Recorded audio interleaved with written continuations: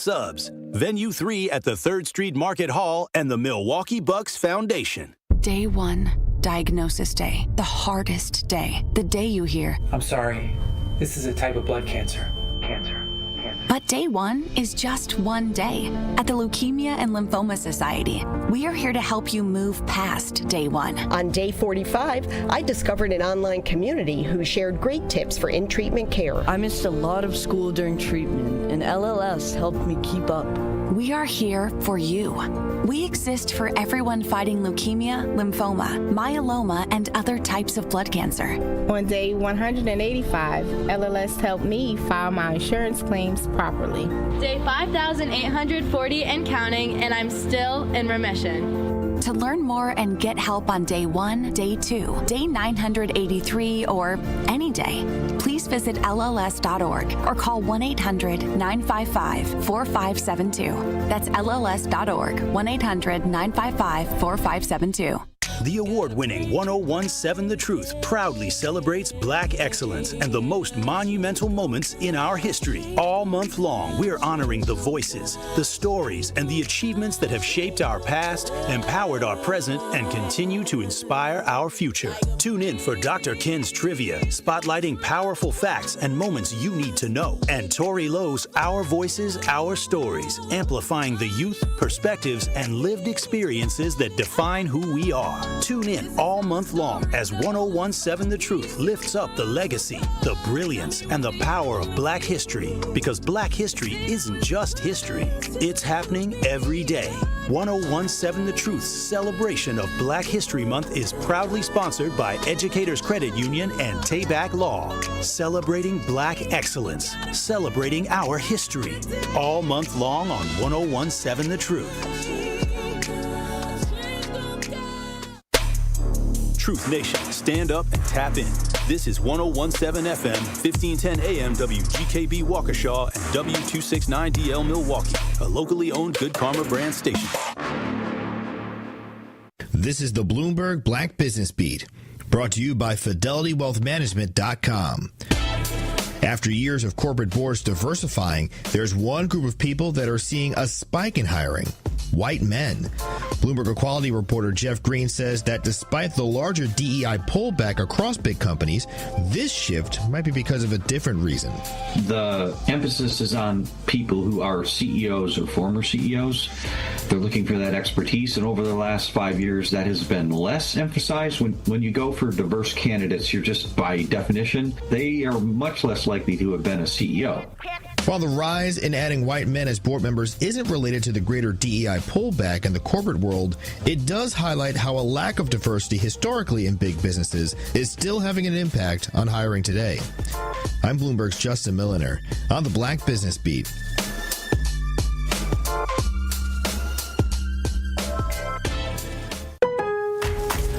Time is valuable. That's why Lowe's Blueprint Takeoffs turn blueprints into quotes faster. Bring us your plans, and we'll generate itemized material lists to make quoting easier so you can get back to building. Plus, at the Lowe's Pro Desk, you get access to thousands of building materials not sold in store. And when your order's ready, we'll deliver everything to the job site. Improving is easy at Lowe's. Working as a dedicated Fidelity advisor, I always ask, what's important to you? I'll look at those priorities and goals alongside your full financial picture to build a comprehensive plan designed to help grow and protect your wealth. With proactive portfolio insights and an eye on taxes, I'm here to help you make the most of your money.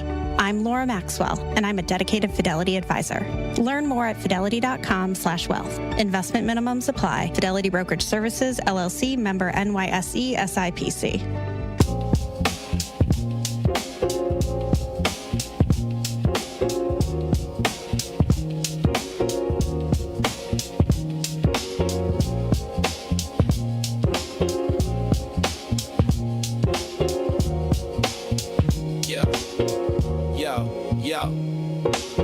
steps to the mic with a boom, ping, ping. Wisdom sharper than a beast's fierce sting. Words like fireflies that light the night. He turns the dark into blazing bright. Boom, ping, ping, the truth takes wing. Milwaukee's voice, let the city sing. Boom, ping, ping, hear the freedom ring. Sherwin's the king, oh, the airwaves king.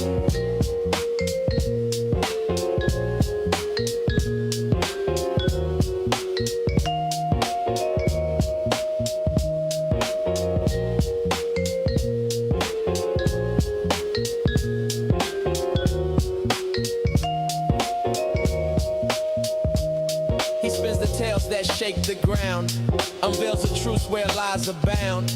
Politics, justice, social streams. He molds the chaos into dreams.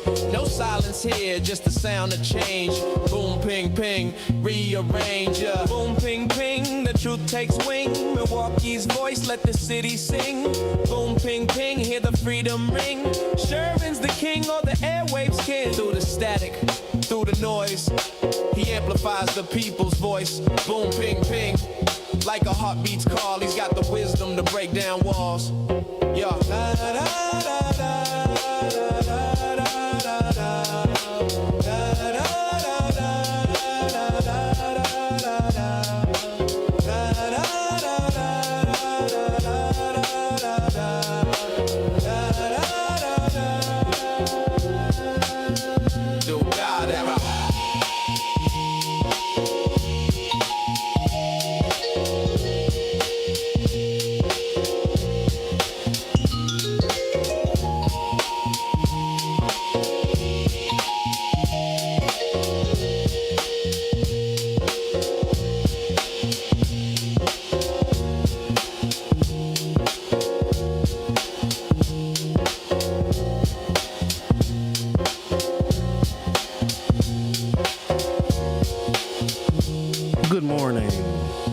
Welcome to the program. Today is Tuesday, February 24th, 2026. This evening, Donald Trump is going to give his address to Congress, better known as the State of the Union. Okay, I know what you're thinking. You don't want to watch it. Hell, I don't want to watch it either. You don't care what he says. Enter all of the insults and all of the corruption and all of the malfeasance and the lies. I think that is the reason why we should watch it. Now, here's the other part that's going to turn a lot of people off. He already admitted that the speech is going to be a long one. So get ready for that. I'm going to watch as much of it as I possibly can. If I had to guess, I'd say this man is going to go for better than 2 hours. And he is going to talk about everything, anything, and nothing. I think he is going to name and rename his enemies. I think that he is going to go directly at the U.S. Supreme Court for the tariff ruling. I think he's going to threaten a number of people. He may even threaten people by name. He's going to lie to us about the economy. He's going to lie to us about his progress. Saw a bit of an interview with him yesterday, and he was showing his approval ratings and his disapproval ratings. So his disapproval rating is something like 60%, even though Gallup is no longer polling, which is really unusual. That is the most trusted presidential polling firm. Gallup has been polling since 1937, and recently they announced that they're not going to do it anymore. I wonder if the president had something to do with that. But in this little tiny bit of an interview that I saw, a little soundbite clip of him, he couldn't believe that the American people are disapproving of the job that he is doing. He couldn't believe it. And then he went on to Fantasyland and make believe like, oh, there's a silent group of people that support me. And here's what's crazy. I don't doubt that. I think that there's a cohort of people that are still showing up for him that may not exist in polling. The people that respond to polls, I think they're a real unusual and specific sort. They are people that like to be polled. I get polled very often. 90% of the time I reject them because when they call me, I'm not available. But every now and again, if they catch me at the right time, I will participate in a poll. I can also remember a time, and we used to commiserate about this as an African-American community for a very long time. We'd see these polls come out, like presidential primary polls prior to elections, and we would all lament amongst one another that, hey, they didn't poll me. I wasn't polled. I think there was an absence of deep, detailed polling of the African-American community, and I say that because it was our own anecdotal evidence, because it was very, very rare. If we saw a poll that came out, and I used to cover polls extensively, I've kind of moved away from those. They don't really tell us much. I've kind of moved away from covering polls since the Hillary Clinton lie. And polls can be manipulated, and the sample sizes can be weird. Now, if I'm doing my own polling with the polling firm that I use out of Washington, D.C., well, I'm going to tell you about that poll 6 ways from Sunday. Oh, if you haven't done so already, go to my Twitter. I have a pinned poll. My Twitter is Sherwin again. I think I'm Sherwin again on most medias. So if you look up Sherwin again, you should find me somewhere. But I have a pinned poll. We did a poll of Wisconsin voters. If Mandela Barnes, who is the most name-recognized Democrat running statewide in this gubernatorial primary, as you know, Tony Evers is not seeking re-election. If Mandela Barnes carries his name identification and makes it to the general election ballot in November, he will, in fact, lose to Tom Tiffany, so just please keep that in mind. But other than that, I don't really cover polling all that much because it's, seems to be inconsistent. Or it's weighted for what African-American voter turnout may be. So if they're polling in the state of Wisconsin, and we're something like 6% of the people, but only 3% of the voters. So if you are an African-American, only maybe, this is a big maybe 3 in 100 of us will even be polled. And then of the 3, who knows who's even going to answer the phone and respond to the online survey. So Trump is just astonished why his approval rating is so incredibly low. So I'm sure he'll be talking about that tonight. But here's what I'm looking for. I'm looking for a Joe Biden moment, because I keep hearing all the dementia stuff, and Gavin Newsom just said something publicly that Donald Trump is struggling with his dementia, because I suppose Trump just said something. Why are we reading his Truth Social posts? I couldn't stomach them. But Gavin Newsom, the governor of California, and as far as I know, and for all intents and purposes, Gavin Newsom will be the front runner for the Democratic nomination for president in 2028, and I'm fine with that. I'm fine with that because at this point, I don't really care. I should care more who the Democrat is. I just want one that can win. In fact, we're going to do something different this cycle, because the presidential election of 2028 is basically going to start this year. As we move into November, as we move into the midterms, people are already going to be thinking about 2028. Y'all just tell me who to vote for. Typically, people in my position, we would tell you all who you should vote for. Yeah, we'll parse out the issues and we'll have all of the discussions. And then, us hosts, because we clearly know everything, we'll tell you where you should place your vote. You all tell me who you all are voting for, and I'll just join in with you, because I just want somebody that can win, because we're not good at that lately. Democrats are not good at winning. Trump is giving the Democratic Party and Democratic Socialists, and hell, even the Green Party, you're going to start to see all sorts of third parties winning in smaller districts and in local races all over the country. The Democratic Party is going to fracture, then explode into a million pieces, because there's so many different specific constituency groups that are really, really angry, and there's going to be a flavor of Democrat or non-Republican or independent or moderate that will fit the bill for all of these different constituency groups that he has messed over. So the State of the Union is tonight. Watch it, as much of it as you possibly can. Let's see what this man is actually talking about, who he's going to go after, if he has some dementia moments. He's probably going to have a Joe Biden moment. You remember the Joe Biden moment when Joe Biden was debating Donald Trump and Joe Biden just left planet Earth? And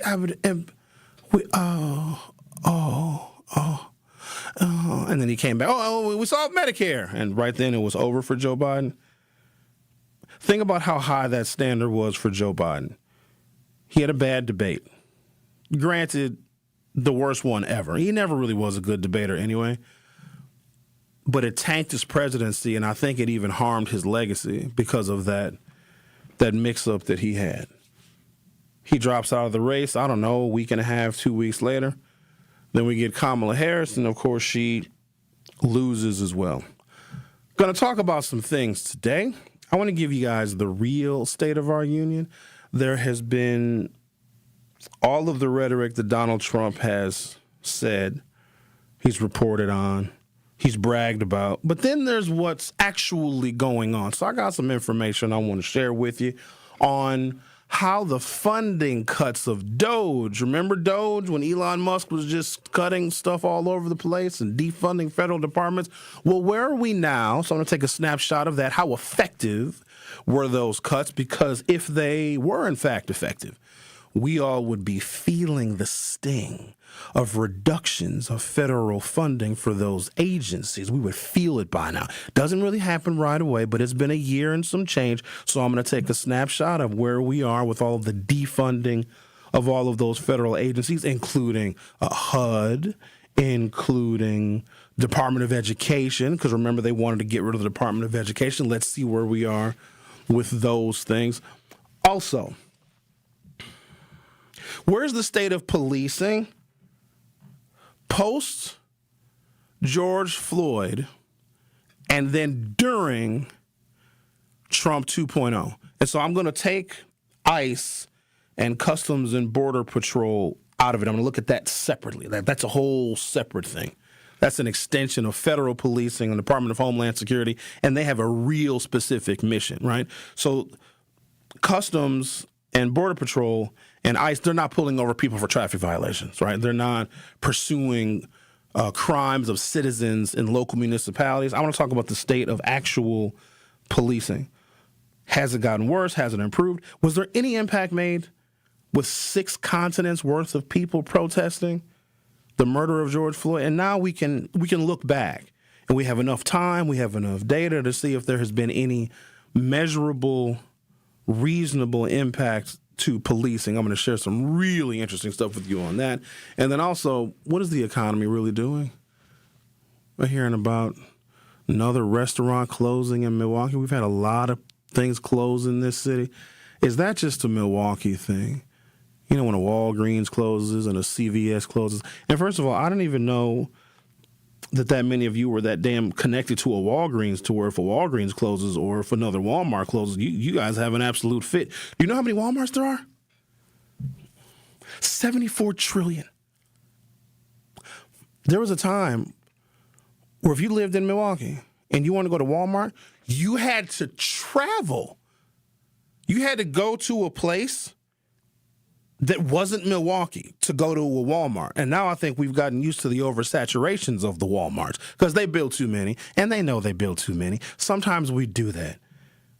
Businesses, companies, corporations, they see an opportunity and they overbuild. Look at all the condos we have on the river. Somebody told me that they are 60% vacant because they overbuilt them. Well, Walmart overbuilt too. But when we lose one, when one closes, we always blame the black people for stealing. Or if a grocery store closes, and I went over that thoroughly yesterday. You can go back and listen to that show.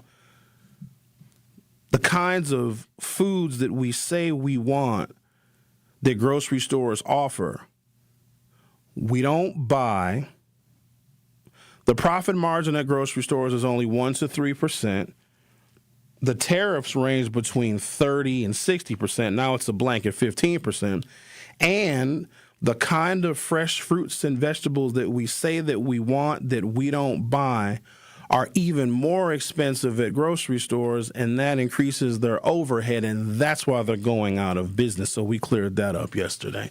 So on today's program, I'm going to give you the real state of our union ahead of Donald Trump's probably 2.5 hour speech this evening. I'm going to take a break, come back. I want to take a look at policing, municipal policing. How has it changed post-George Floyd? Has it gotten better? Has it gotten worse? We're going to take a look in about 3 minutes. The Truth with Sherwin Hughes. I'll be right back. Don't touch that dial. The Truth with Sherwin Hughes will be right back on 1017 The Truth, The Truth app, and 1017thetruth.com. Listen Fridays to Truth in the Afternoon with Dr. Ken Harris during Black History Month for Dr. Ken's Trivia. It's not just questions, it's culture, facts they don't teach you, and a few stories that matter. We'll test what you know and teach each other something new along the way. Lock in your Fridays in February. Be ready to call in and bring your brain with you. Dr. Ken's Trivia, Friday in February on Truth in the Afternoon with me, Dr. Ken Harris on 1017 The Truth, YouTube, The Truth app, and 1017thetruth.com. The WIAA playoffs begin this weekend. On the girls' side, the City Conference is well represented. In Division I, the 3-seeded Pulaski defends home court against Racine Case. The 4-seeded Rufus King Generals host Menominee Falls. The 12th-seeded Hamilton hits the road to visit Oak Creek. And the 9th-seeded Reagan travels to Lake Geneva to take on Badger. In Division II, the 2nd-seeded Bayview Red Cats are ready for Cudahy. And the 5th-seeded Golden Meyer Owls have a tough test on the road against Brookfield Central. And lastly, in Division III girls, the 5th-seeded Milwaukee North head to Racine to take on St. Catherine's. Now some quick highlights from the boys' side. Milwaukee Juno earned the number 1 seed in Division IV, while Golden Meyer earned the number 2 seed in Division II. The boys' tournament tips off on Tuesday, March 3rd. And make sure you tune in for our City Conference Game of the Week this Saturday, as we will be broadcasting the boys' Gold Division Championship with tip-off set for 3:30 right here on 1017 The Truth. This has been your Milwaukee Public Schools City Conference Basketball Weekly Update. This is The Truth with Sherwin Hughes on 1017 The Truth, The Truth app, and 1017thetruth.com.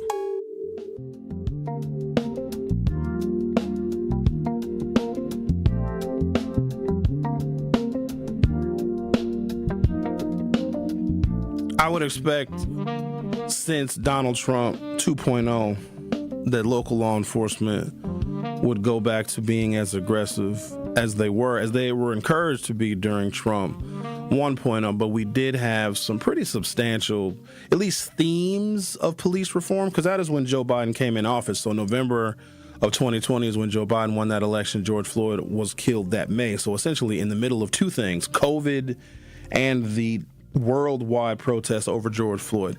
I know that reforms take a lot of time. Governments do not move very quickly because the process is deliberate, and it's also very bureaucratic, and there's a lot of red tape, and sometimes there's lawsuits, and all sorts of things can slow the process down. So when we, as a community, as a state, a region, whatever, make our mind up that this is the new direction that we want to go. We want to have more thoughtful policing. We want to have better trained cops, because we heard that a lot. Oh, we got to train the cops better.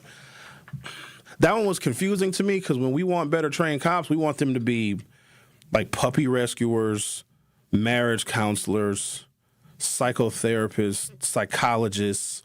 They, of course, have to have CPR training. We want them to do too much. And we know that when we continue to pile duties on, which is a very, very complicated profession, I have a new appreciation for how complicated policing is. I want to give you some details about that as well, because there are these YouTube channels that are dedicated to the increased transparency of police community interactions.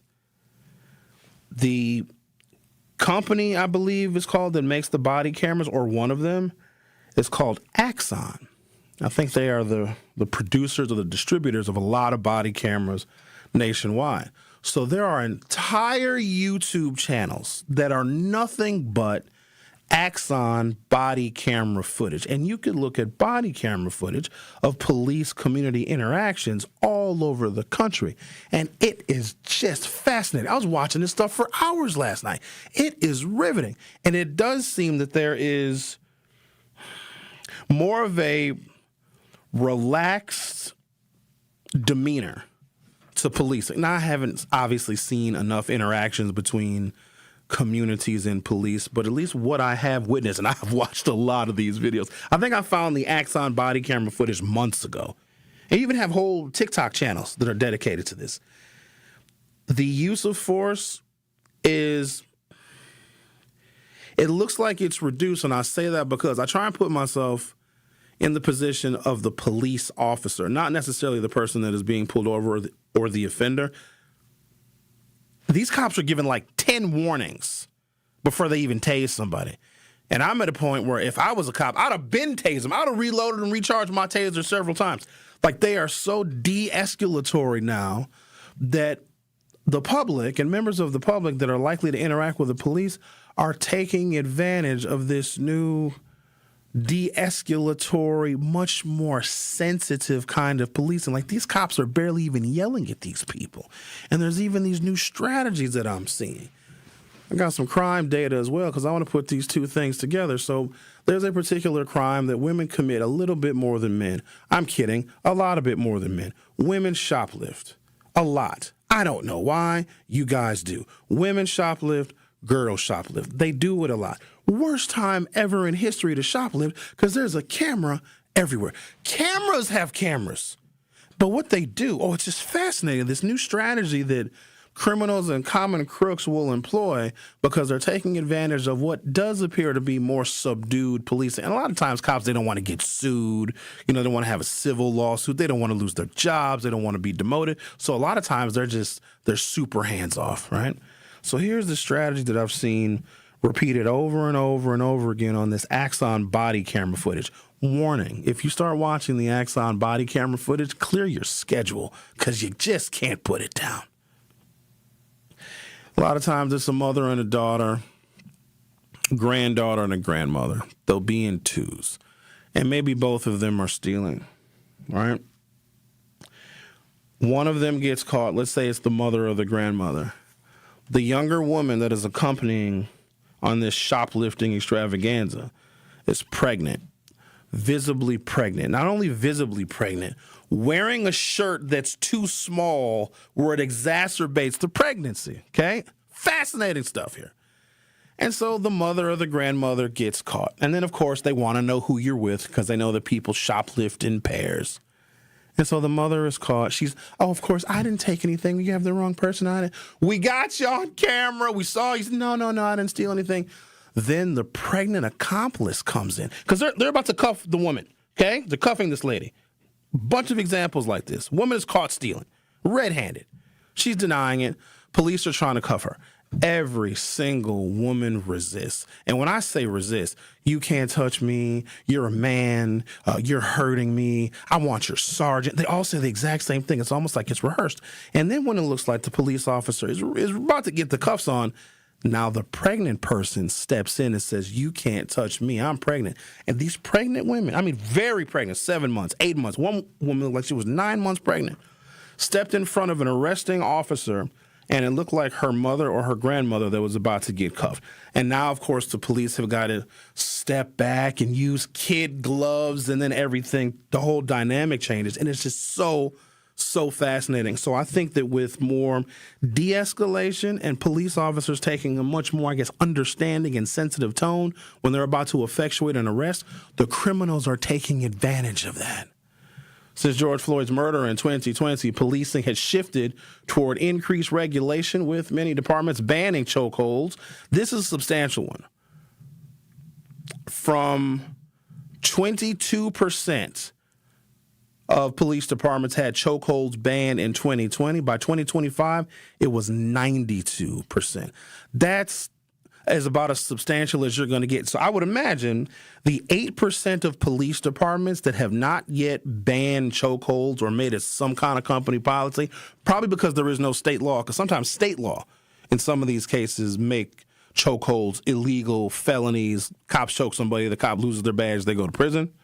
But I bet these departments are so small that it wouldn't make sense for them to put some kind of a chokehold ban in place. But if we went from 22%, I know it's a low bar, but that's still really substantial, because policing, which is oftentimes shielded by its union, and the union may protect some of the activities that police may need in their trick bag in order to effectuate certain kinds of arrests, because I'm not sure if you guys are aware.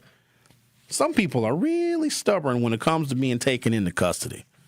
Speaking of which, we have a YouTube poll up. Very curious about something. Have you all interacted with the police lately? Have you seen any changes in their tone, in their demeanor? Are they nicer? How's the customer service? Because they are here to protect and serve. Our YouTube question of the day is, in the past 12 months, that's a calendar year for most, have you been pulled over by the police? I'm not saying you're guilty. I'm not saying anything. I just want to know, in the last year, have you been pulled over? In fact, let me answer this question. I usually don't answer poll questions because I don't want to skew the results. But I have not. Let me knock on some wood. Some days, when I complete my shows, I'm waiting on them. Pull my black ass over. Just wait. Hi, Sherwin Hughes? Hi, can you come with us, please? Yeah, we heard what you were saying. We didn't like it. And who was producing? Who? Andrew? No, we're going to leave him alone. He's fine. Who was the other producer? Zech Simmons. We'll arrest half of him. That wasn't funny. That was not funny at all, Andrew. Have you interacted with the police? Have you been pulled over? Have you been part of a traffic stop in the past 12 months? Let me clarify. If you were the driver, have you been pulled over by the popos in the last 12 months? And if you have, what was your interaction like? I'm sharing a lot of stuff with y'all today. Hope I can get it all done in these 3 hours. I'm going to give you what a defense attorney, a preeminent defense attorney, would tell his client if his client or her client was involved in a traffic stop. Ladies and gentlemen, I need y'all to understand this. There are rules that we both must follow. And I know that you're very angry. Nobody likes getting pulled over. It's a horrible feeling. I don't know anybody that says, yay, I'm getting pulled over. This is going to be a wonderful time. It's always terrible. But there are rules that we want the police to follow during those traffic stops. And then there's rules that we should follow too. As bad as you don't want to, I would highly suggest you do it, and do not try and plead your case right there during the traffic stop. You have so much time for that. In the moment, just remember this before I get into the details of it, because I don't want y'all messing this up now. In the moment, the police officer has authority. They do. I know you don't like that. I know a bunch of y'all hate authority, but that does not change the statutory authority that a police officer has during a traffic stop, you see.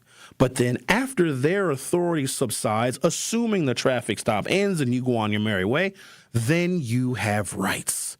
You can get a lawyer, you can go to court, you can review the body camera footage, but don't try and cram all of your rights into and abut against the police officer's authority, because those two don't mix at the time. They're like oil and water. Now, they still have to respect your rights, but don't try to assert a whole bunch of stuff in that moment. Just follow the rules, which I'm going to give you, and then you can take action later. Talking about how policing has changed since George Floyd. Remember, George Floyd happened during Trump 1.0, and this is now Trump 2.0, where Trump is even more angry. Where has modern policing changed? And I'm not talking about immigration enforcement, local policing. You're listening to The Truth with Sherwin Hughes on 101.7 FM. Don't go anywhere. I'll be back shortly. The Truth with Sherwin Hughes returns after this on 101.7 The Truth, The Truth app, and 1017thetruth.com.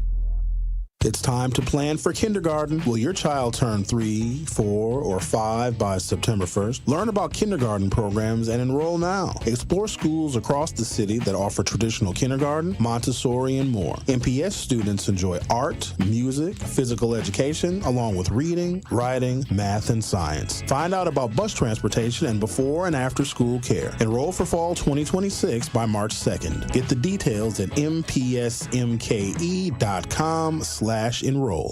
How much does it cost to talk to Gruber Law Offices after a serious crash? It's free. Yes, free. As in, it won't cost you anything to speak with us. Not sure if you have a case? Call our team at Gruber Law Offices today. Your first call and your first consultation are always free. And you'll never pay us a fee until we win your case. If you've been seriously injured, call Gruber Law Offices. One call, that's all. Truth Nation, it's time once again to celebrate excellence, passion, and the power of community at the second annual Truth Community Awards, happening Friday, February 20th at Venue 3 inside the 3rd Street Market Hall in downtown Milwaukee. This award show will honor the unsung heroes who show up, give back, and make a positive impact in our community every single day. We are rolling out the red carpet and showing love to those who truly deserve it. Buy your tickets now by visiting 1017thetruthAwards.com. Tickets are just $20, which includes free food and exclusive Truth giveaways. Join the 1017 The Truth team for an unforgettable night of entertainment, inspiration, and community pride at the 2nd Annual Truth Community Awards on Friday, February 20th at Venue 3 in Milwaukee. The Truth Community Awards are presented by Potawatomi Casino Hotel, Gruber Law Offices, Steinhoffels, Milwaukee College Prep, Cousin Subs, Venue 3 at the 3rd Street Market Hall, and the Milwaukee Bucks Foundation. Many of our most important memories are made at school. But for children like Victoria, the classroom can be a place of fear and isolation. She wore a bandage over her cleft every day, too shy to speak, too afraid to smile. Everything changed after one life-transforming surgery made possible by Smile Train. Today, Victoria's smile lights up her classroom, a symbol of confidence, connection, and new beginnings. Due to stigma, children with untreated clefts often miss out on school entirely. But thanks to Smile Train, students like Victoria are stepping into the classroom, raising their hands, and finding their voice. Smile Train partners with local experts to support with free cleft surgeries and other comprehensive care, empowering children to thrive in school and in life. Let's help every child walk into the classroom with confidence. Visit smiletrain.org/learn. This is The Truth with Sherwin Hughes on 1017 The Truth, The Truth app, and 1017thetruth.com.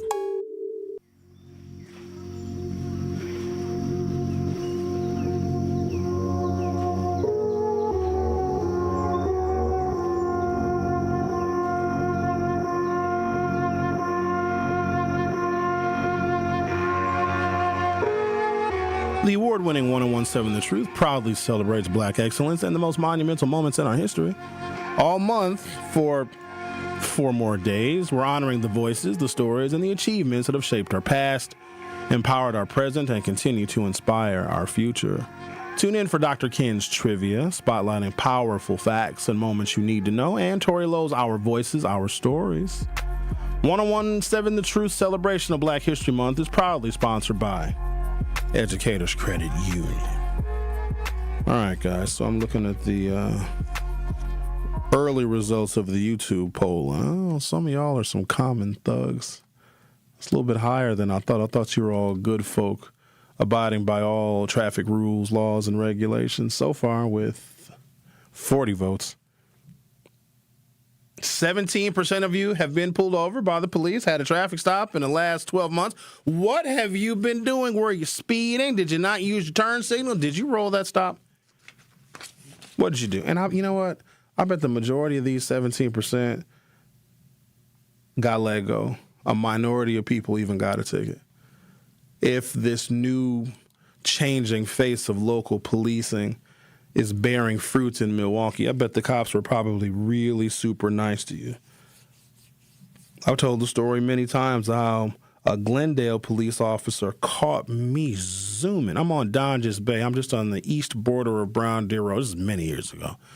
And I had to get to my parents' house because they were leaving on a trip and they were headed to the airport. And they were giving me their coffee table. I was like, I need to get this coffee table before they leave to get on the airport. Go to the airport, rather. So I'm zooming. This Glendale cop caught me going 50 and a 25. So I'm zooming, and I saw him out of the corner of my eye. He was parked down a side street. I'm like, oh, that's it for me. I didn't even wait for him to pull out. I just immediately pulled over because I knew he was coming to get me. I rolled down all my windows because that's actually a part of what you're supposed to do, and I'm going to get to the details of that in just a second. Because they want to know who's all in the vehicle. But I roll my windows down because my windows are tinted. I don't want the cops to see that. So I roll my windows down. And then he comes up to the vehicle and he asks for my driver's license. So in Wisconsin, unlike what you may see in the movies, they don't ask for driver's license and registration because our registration in Wisconsin are our license plates. So you don't have to provide separate registration. You do have to provide proof of insurance, but here's what I come to find out. Most cops don't even ask for it. They may profile, though. I've never been asked if I had insurance, and insurance has been mandatory. Car insurance has been mandatory in the state of Wisconsin for probably 20 years. I have never one time ever been asked to prove insurance. I've also never gotten a seatbelt ticket. Now, I wear my seatbelt all the time now because my car annoys me, and there's no way I can turn my seatbelt chime off, so I wear my seatbelt all the time. But there was a period where I did not wear my seatbelt because, sometimes that seatbelt will wrinkle your shirt. I don't want my shirt wrinkled. Relax, everybody. I know. I've heard it. Sherwin, you're supposed to wear your seatbelt. Shut up. I ironed the shirt. My shirt was pressed. I don't want a seatbelt putting the line across my shirt. Jeez. Right, you guys are ridiculous. Thank you, Andrew. I have never wrapped my car around it. If I wrap my car around a tree, it depends. A seatbelt may not help me. And it depends on how fast I'm going. I have a very safe vehicle, though. I try to avoid trees. But I know there's some people out there, those trees sneak up on you. You never know when a tree is coming, and then boom. Because I left the house in a hurry, which clearly I was in a hurry because I was going 25 over, I forgot to grab my wallet. So now I'm in trouble. Because they can give you a ticket for not having your driver's license on your person. Ladies and gentlemen, you are required by law, and this is not ever an argument you should get in with anybody. If you are operating a motor vehicle, I can't even speak for other states, I'm going to speak for Wisconsin. You are required to have a valid operator's license on your person. Not at home, not in your purse that you left in the other vehicle. You have to have it on your person. If you do not, then things get a little bit difficult. So the officer pulls up and asks for my driver's license, and I reached back, and all I felt was my butt cheek because I keep my wallet in my back pocket, and I reached for it. I was like, uh-oh, that's only butt. That's not my wallet. And so this is what this officer says to me. I'm getting a ticket, and I fully expect to get a ticket because I would give me a ticket. The officer says, okay, well, if you can tell me your driver's license number, that will suffice, and then I'll be able to ID you that way. Of course, he asked me for my name, my date of birth, middle initial. And then he asked me for my driver's license number. He's like, if you don't have your license, I need your driver's license number. He is expecting that Sherwin Hughes does not know his driver's license number. So I paused for a moment. I took a breath. H220-7987. Then I gave him, he said, wait a minute, say that again slowly. And I repeated it. H220-7987. I gave him the rest of my driver's license number. He said, I'll be right back. And they walk back to the vehicle. That is an eternity before they return back to your vehicle. And you expect them to have all sorts of paperwork in their hands. What seemed like forever. And clearly my parents are upset because I was hurrying to their house so I could get a coffee table. How stupid. I could have waited till they got back from vacation, but I was in my 20s. I didn't know no better. He comes back and he says, Mr. Hughes, I have a son that's about your age. And if he was to be pulled over by law enforcement, I would want my son to conduct him. This is a white cop, a big burly white cop with a barrel chest and a thick 70s porn mustache, one of them kind, right? You know what I'm talking about. Big barrel chested, big, doesn't walkie waddles. That's the kind of cop that if you have a foot chase, that's the kind of cop you want chasing you because he wasn't fast. You could tell just the way he was built. Remember Gilbert Brown in his playing days? He had his whole body was a big barrel. Gilbert Brown would be a bad example because Gilbert would probably catch me. However, I digress. He said, Mr. Hughes, I would like my son to act exactly as you did, so I'm not going to give you a ticket. Just slow down. And he didn't give me a ticket. So from that moment on, I used that interaction with that police officer, a Glendale cop, and him not citing me for, come on, 25 over? That's an easy ticket. That's easy money for Glendale. But it was almost like he was rewarding me for being cooperative and not being combative. Since George Floyd's murder in 2020, policing has shifted toward increased regulation, with many departments banning chokeholds, rising from 22% to 92% of departments in America banning chokeholds by 2025. mandating body cameras and requiring duty to intervene policies. This is a big one. So if you see your fellow officers are choking somebody, or if their knee is on a subject's neck, you have a duty to intervene. And if you do not intervene and the arrestee or the detainee gets harmed because you had a duty to intervene, you may get in trouble too. While states have passed over 140 policing oversight bills, national police killings increased from 1,000 in 2019 to 1,200 by 2024, showing inconsistent reform impact. Use of force restrictions, a significant trend, is the shift from, quote, objectively reasonable to necessary standards for using force. Departments are increasingly banning chokeholds and restricting no-knock warrants. May Breonna Taylor rest in peace. Accountability and transparency. There has been a rise in civilian-led review boards and, in some cases, efforts to make disciplinary records public. Enter our Brady bill here in Milwaukee County. I'm going to take a break, come back, talk about how policing has changed. It looks like, at least policy-wise, somewhat for the better since George Floyd. And with all of the outrage and all of the anger, when I say the outrage and the anger from George Floyd's murder, a Democrat got elected. It's not the outrage and the anger of all of the protests. No one cares about protests. I really hate to say that, but in the grand scheme of things, protests are already expected and built into a system that oppresses people. They expect us to protest. Protest doesn't move minds. It doesn't move mountains like you think it should. A bunch of elected officials don't see a protest and say, we need to get back to work and legislate because there was 37 people marching. The protest was people elected Joe Biden during all of that because they lost faith, at least temporarily, in the Republican exhibition and Donald Trump's flavor of policing in 2020. The Truth with Sherwin Hughes on 101.7 FM. We'll be right back. You are listening to The Truth with Sherwin Hughes on 101.7 The Truth app, and 1017thetruth.com.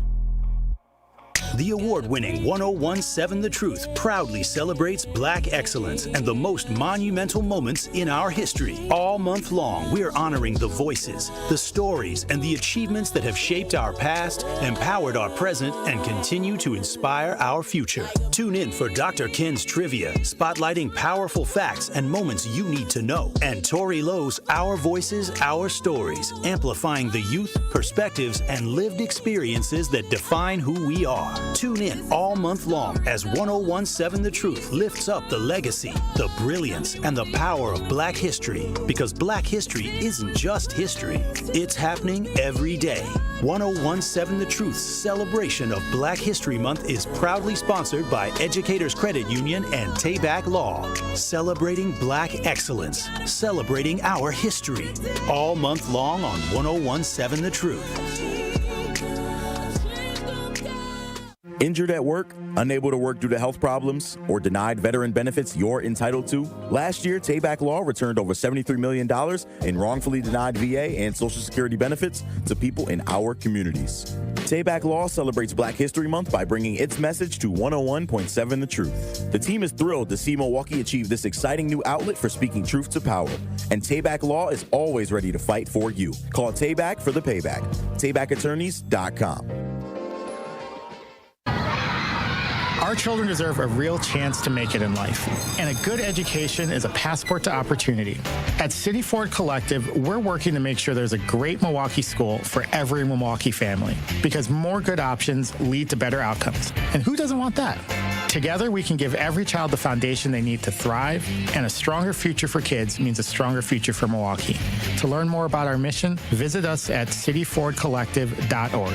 That's cityfordcollective.org. Hi, this is Sherwin Hughes from 101.7 The Truth, and I want to talk to you about something bigger than just buying a house. I'm talking about building a legacy. Owning a home isn't just about four walls and a roof. It's about giving your kids a place where memories are made, where birthdays are celebrated, and where they always belong. It's about planting roots, knowing your neighbors, waving from the porch, and being a part of a community that feels like family. If you've been renting and wondering if home ownership is even possible, Axe Housing is here to work with you. An Axe Housing coach will help you create a plan, a budget, and move step by step toward owning a place you can truly call your own. They've already helped over 4,000 families become homeowners, and many are paying less than they were paying for rent. Don't let where you are today stop your families tomorrow. Start your journey at axehousing.org. That is ACTS housing.org. Your legacy begins at home. This is The Truth with Sherwin Hughes on 1017 The Truth, The Truth app, and 1017thetruth.com.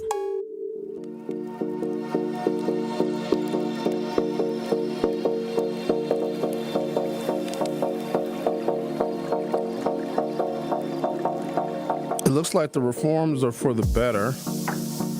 I know there has not been, other than ICE killings, which are different, because this is, I guess, a new exhibition of federal policing power and going after people who are in this country illegally. Even though American citizens are very much interrupting and interfering with that federal policy, Donald Trump has made it clear on several occasions. More importantly, when he met with most of the governors last week, he said he is only going to send Customs and Border Patrol and ICE into, what did he say, into states that want them, that welcome them. They're asking nicely for them to show up. And there's going to be some southern states that absolutely will do that, some red states. Most blue states and upper Midwestern states probably will not. So that, I think the PR was bad for the president when it wasn't just Alex Preddy getting killed and Renee Good. It wasn't just that. I think the worst one was, and I hate to admit this, because Renee Good was a lesbian, I think there are people that are just like, oh, yeah, I'm not gonna be that sad about it. Now, the people in Minneapolis, but they're hard as steel up there. They're used to this. They're built for this. I mean, Prince said the revolution would start in Minneapolis. He didn't lie.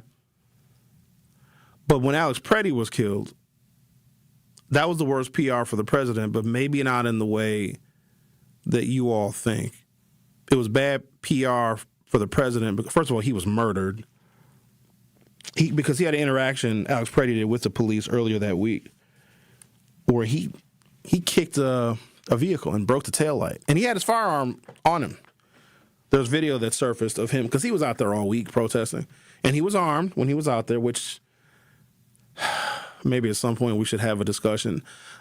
I am perfectly fine, more than perfectly fine. I support your right to be a responsible gun owner. 100% I do.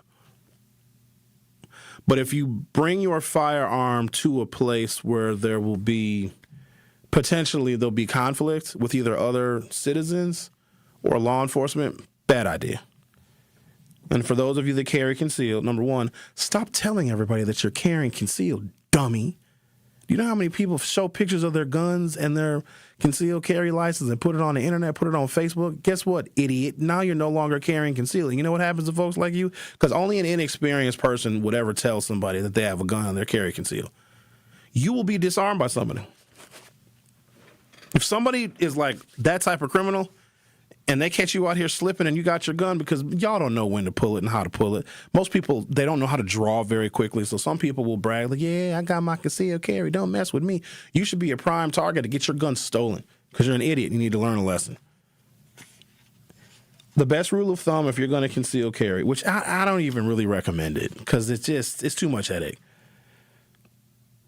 Take your firearm to a place you would never think in a million years you would need it. That's when you should be concealed carrying. At the most unlikely place you could ever think of, that's where you want to carry. If there is a place where you know you're going to need your firearm, don't go to that place at all. I'm going to repeat that. It's the best advice I could ever give you. I'm trying to keep some of y'all out of jail, but the way these numbers are looking on the YouTube poll, y'all are a bunch of common thugs. It just went up. Just went down. As people are voting, the numbers are fluctuating. Between 17 and 18% of you have been pulled over by the police in the last 12 months. What are you guys doing? You riding around smoking weed? What's happening? If you're going to conceal carry, a place where you never think you would need it. And I'm not encouraging folks to take their guns to church, but that's where people are really vulnerable. And there's been more mass shootings that I could count at houses of worship because most gunmen don't expect parishioners to be armed, and they're not. I could look at Dillon Roof, and there's many synagogues have been shot up because a lot of times people think, oh, I'm going to worship, I'm going to church, I don't need my gun, I'll be protected by God. I don't know. It's Lent. I think God's protecting the Catholics. Everybody else, you're kind of on your own.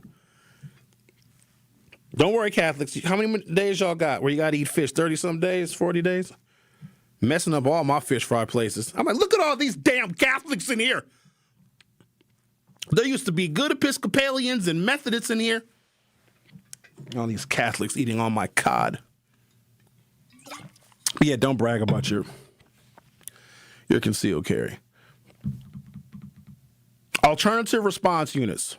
Since George Floyd, many jurisdictions are creating mental health crisis response teams to act as alternatives to police, reducing the reliance on armed officers for nonviolent calls.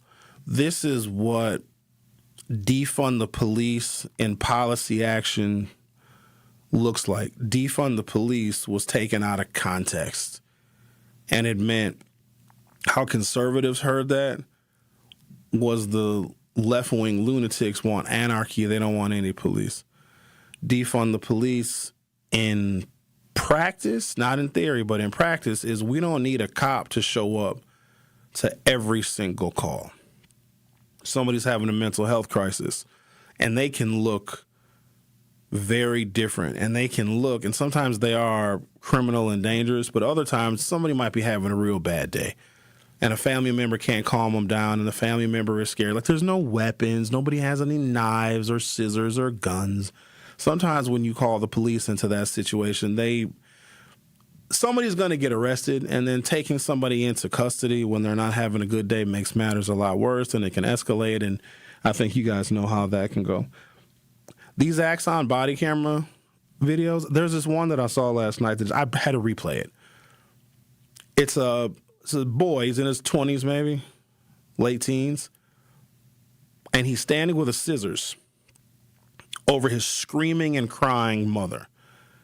And his mother has this pillow that she's clutching onto, maybe trying to protect her stomach and her chest, and her son is just screaming. He's out of it. She deserves this. And the cop, like 20 times, drop the scissors. And then this person, like, gestures towards stabbing his mother with the scissors and gets really close. Now, and what was shown in the video, because they don't show the actual aftermath, but the cop, I was just like, will you shoot this dude already? And I'm wondering if, in the aftermath of George Floyd, are the police that cautious? Now, eventually this cop did shoot and kill the individual, but the amount of warnings that he gave before he actually pulled the trigger made me uncomfortable. And we're going to continue this for hour two. The Truth with Sherwin Hughes. Will be right back. Milwaukee business owners, this is your moment. Every Friday at 8 a.m., call in to 101.7 The Truth for What the Business Is. Tell us what your business is, where you're located, and one thing you've learned along the way. What the Business is powered by We Energies, delivering the energy that powers local business. Fridays at 8 a.m. on 101.7 The Truth. Fridays at 8 a.m. on 101.7 The Truth. In 1987, the Bucks took on the world and changed basketball forever. At stake, basketball supremacy in the United States. Bucks versus the World, narrated by Charlie Behrens, is the new season of Behind the Bucks podcast, presented by Gallagher, your trusted insurance broker and HR and benefits consultant. It's the untold story of the 1987 McDonald's Open, when the Bucks became the first NBA team to face the Soviet Union. Listen now on Bucks.com/plus, the Bucks app, the ESPN Wisconsin app, and wherever you get podcasts. Did you know that for 80 years, Paralyzed Veterans of America has been a lifeline for our nation's veterans with spinal cord injuries and diseases like MS and ALS, and all people with disabilities? In just the last 12 months, PVA has funded research of the first non-addictive pain medication in over a decade, partnered with an award-winning sports anchor to fight for accessible medical care for women veterans, ensured all women with disabilities feel seen and empowered with help from a top cosmetic company. And that doesn't even include what PVA have done over the last 80 years, like secured the passage of the Americans with Disabilities Act, pioneered wheelchair basketball, helped design iconic landmarks, made the DC Metro a model transit system, and wrote and distributed resources in over 60 countries in 4 languages. None of this would be possible without your help. Every breakthrough, every battle won, and every life impacted is driven by you. Visit PVA.org to learn more. Dad's gonna be far side, good. What should I do with my dress? Do little wiggles. The slate's coming in. What does it feel like when you're down or having a bad day? It feels sad, like you just don't want to do anything. All my little emotions in my head is just running crazy. I don't know what to do. As a teacher or coach, do you ever feel overwhelmed supporting kids' mental health? I had never experienced players being so down that they can't even participate. He's just in tears in the huddle. I didn't know what to do. Teachers need tons of help. Kids Mental Health Foundation offers educational materials to help guide conversations with our students. It's so important that we are constantly educating ourselves. It's the same as the CPR class to me. We're trying to save a life here.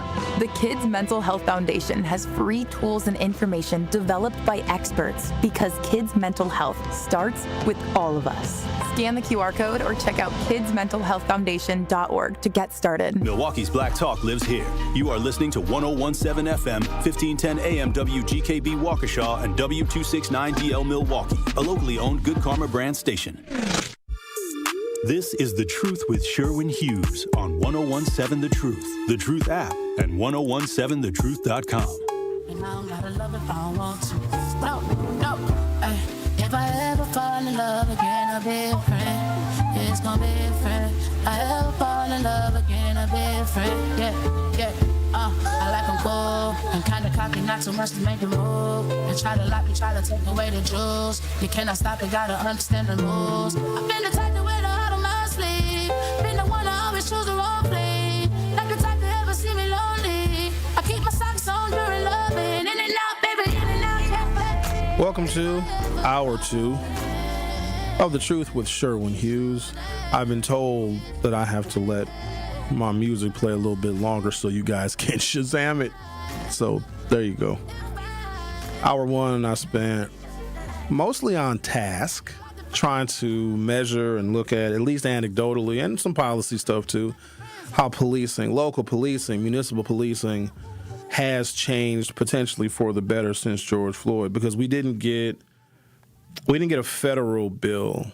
Joe Biden did sign some executive orders curtailing only federal law enforcement, but that was short-lived because Donald Trump, and with his newfound executive power with immigration enforcement, some of the use of force executive orders that Joe Biden signed, Donald Trump essentially undid. But that pertains to federal law enforcement. So when Joe Biden signed his use of force and chokehold policies, banning them, curtailing them, and reforming them, that only applied to the law enforcement under his jurisdiction, which was federal law enforcement, not state troopers, not sheriffs, and not your municipal cops. But it does seem, with 140 different pieces of legislation being passed since the murder of George Floyd, and 92% of police departments by the year 2025 have bans on chokeholds and mandating body cameras. In 2020, only 22% of police departments in America had bans on chokeholds. So that's a really substantial increase, and I think that we hope can save more lives. Because here's the thing, if you're guilty of something, the court is supposed to decide that. There's not supposed to be an execution right there on site. Now, sometimes there are, depending upon the severity of the offense that the person is committing. But a lot of times people that that do find themselves interacting with the police, when things escalate and it ends up with somebody dying, and it's so hard to justify these things, even if the police officer was in the right, it erodes the public's confidence in law enforcement, and we need them and they need us. So looking at the details of our YouTube poll, if you haven't done so already, go to youtube.com or open up your YouTube app from your smartphone or other mobile device. Search 1017 The Truth. Hit subscribe, and you'll be able to vote in our YouTube poll and also participate in our very fast-moving and quite comical YouTube chat. The question is, in the last 12 months, have you been pulled over by the police? With 54 people voting so far. Let's get those numbers up, huh? 17% of you have, 18% now, have been, 16%. Look at that. The good people are taking over. 16% of those who responded have been pulled over by the police in the last 12 months. 82% of you have not. I am thankfully, knock on wood, I'm in that 82% that has not been pulled over by the police. And so I asked you all to comment in the YouTube chat stream, well, what were you pulled over for? If you feel comfortable sharing, we're a judgment-free zone. Kidding, we're not. Vanessa was kind enough to share with us this very personal story of what she did to be pulled over by the police. You common thug. She did not display a front license plate. Well. Sure, they threw the book at you. I kind of want to admit something, but I don't want to. So what happened, Vanessa? Did they give you a ticket? She says, Brown Deer pulled me over for not displaying a front plate. Yeah, okay. Mr. Mahdi says, Mr. Hughes, ha. Smiley face, smiley face, smiley face, smiley face. You better get some fish fillets today. You better not tase me. I'm a celebrity. So Mr. Mahdi was remarking earlier. What were you saying earlier? Oh, you got let go by the police. You didn't get a ticket. It was a similar situation to mine, I believe he said in the YouTube chat. I would have tased you. I would be so quick with my taser, I would not be a police officer for very long, because it's just a real convenient way to get cooperation. And maybe I'm starting to be jaded, and lo and behold, you have Sherwin Hughes over here taking the police officer's side. Do you understand how egregious, guilty people act when the police are called on them and they know they're going to jail? They come up with every excuse. They want a sergeant. If it's a woman says, you can't touch me because I am a woman. Or, the best one is, woman commits an offense, her kid's in the back. You can't arrest me. You can't put me in cuffs. My kid is in the car. You can't touch me. And this woman is literally sitting in her vehicle. This cop is telling her to get out 10 or 15 times. And he's calm. Ma'am, if you don't get out, I'm going to break the window. You can't do that. I know my rights. You can't touch me. I'm going to drive off. And the cop was like, nah, I don't do that now. Just repeating over, ma'am, get out of the vehicle. Your license is suspended. Your plates are from a stolen vehicle. It's all the things, right? You can't do anything to me. It's women. Men might try to run or fight, but women will, and I've seen I can't tell you how many videos, 50 of them maybe. I'm a woman. You can't do anything to me. Ma'am, you're in a stolen car and you have an illegal firearm on the passenger seat. I'm a woman. Don't touch me. Or, and the other one is, I'm pregnant. That one actually is a strategy. So I saw several videos where women were shoplifting. I talked about this earlier in the show. It's an actual strategy. And then a pregnant woman steps in, says, no, you can't touch me. You can't touch her because I'm pregnant. And then all of a sudden, there's a medical emergency. It is just fascinating. If policing softens, which it looks like it has, and that's what we wanted. We wanted much more accommodating. We wanted much more de-escalation. But how many warnings do you need to give somebody? Because I'm not that patient. If it is clear and obvious that you violated the law and you are going to get arrested, let's not prolong it. And if you want to give me a whole bunch of lip and say, oh, Officer Hughes, you can't do that to me. Oh, I can't. Taser, taser, taser. That'll get your mind right. And then it's easier to get the cuffs on them. Because why waste all that time? You got other stuff you got to do. You got to get this person down to booking, and you got to finish your shift. Ain't nobody got time for all that. I am not going to get out of the vehicle. And yes, a male police officer can search a woman. I don't know where that came from, where you have to call a woman to search me. And also, because everybody's also saying, I want a sergeant. They're trying to prolong the ultimate arrest. And then there are situations where the arresting officer says you can see a sergeant at the station. Or if there's one available, sure, we can bring you a sergeant. But what is the point of prolonging the inevitable? I guess I never understood that. And I think some folks think they can talk the police officer out of arresting them, which you can't. And so if policing is softening, it looks like that people are going to be much more aggressive toward the police. And since some of you, in fact, have been pulled over by the police, let me provide you what a top-tier, preeminent defense attorney would recommend to their client if their client was involved in a traffic stop. There are rules, ladies and gentlemen, and if you operate a motor vehicle, there are some rules that you need to follow. Now, back in the day, some of those rules were you'd have to know some real basic vehicle maintenance, but we can't expect people to know anything nowadays. You have to know how to properly connect a battery to jump a battery. You should know how to put on a spare tire, take off your tire if it's flat, jack the vehicle up and put on a spare. Some real basic things. Also, you have to have your driver's license and identification on your person. Your vehicle should be registered and your registration should be current. And when you get pulled over by the police, there's a set of rules and instructions that you were supposed to follow, regardless of what you're being pulled over for. Because there are rules that we want the police officers to follow. Yeah, we do. Okay. Here we go. Number one, before the officer reaches your window, you will notice, those of you that have been pulled over, and it's a sizable number of you that have had police interaction in the last 12 months, you are driving, you're in traffic, you see the lights in your rear view mirror. And please be attentive. Look around when you're driving your vehicle. You got to keep your head on a swivel. You see the lights. And my first thought is, when I see the reds and the blues, I'm like, ha, some sucker's getting pulled over. Ha, they're an idiot. Who's getting pulled over? And I look again, I'm like, uh-oh, I'm the only one here. And then it's me getting pulled over. And you find a safe place in which you can pull your vehicle off to the side of the road. Of course, use your turn signal when you do so. And make sure if you're pulling off, hopefully it's a safe place. Real quick caveat on this. If this officer is behind you and you have established that it is you that is getting pulled over, okay? Nobody else, it's you.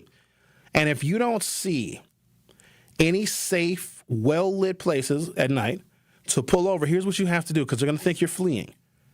You are not expected to just pull over immediately anywhere.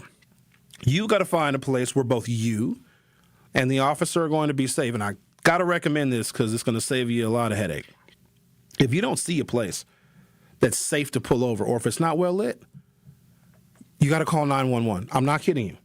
You call 911 and you say, hey, I am being pulled over by a police officer.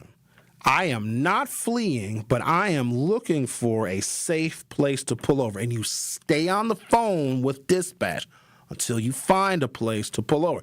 Now, that cop may or may not have had communication with dispatch, and that cop may think you're fleeing, but you have on the record, you continued to drive until you found a place that was safe for you and for the officer that was well-lit. Well-lit. Please take my advice on that. Before the officer reaches your window, because, they'll pull you over, and there's an amount of time before that officer gets out of his police cruiser, his vehicle, her vehicle. There's an amount of time that passes before they approach your vehicle. Here's what you do in that amount of time. So first you're going to use your turn signal, pull over to a well-lit, safe area, turn off your engine. They don't like when the car is running because that means you can flee. Lower all of your windows. I don't care what you have in the back seat, because here's the thing. They're going to shine a flashlight all in the vehicle at night. anything that they see, because some people think that constitutes a search. If it's in plain sight, they got you. To make it easier for everybody. And plus, they're always curious if you have other people in the car, if there's people in the back seat. Roll your windows down. I roll my windows down because my windows are tinted and I don't need another ticket. But that actually helps and it shows cooperation. And here's the other important one. Keep your hands on the steering wheel. I would suggest you grab your driver's license, put it on the dash, and when the police officer comes up, still have your hands on the wheel. They're going to ask for your license. You know they are. Your window is already down, and you can point to the officer and say, or point to your driver's license, my license is right here on the dash, officer. I'm going to take my left hand, and I'm going to hand it to you. No confusion with that, because sometimes y'all getting pulled over, you get real fidgety. They are watching your hands, and if your hands disappear, I'm telling you this because I want y'all to survive, they may draw their service weapon.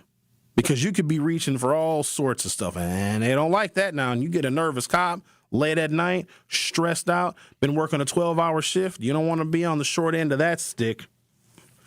At night, turn on your interior lights. Why this matters, officers are trained to assess threats in seconds. Calm, visible compliance reduces tension and risk.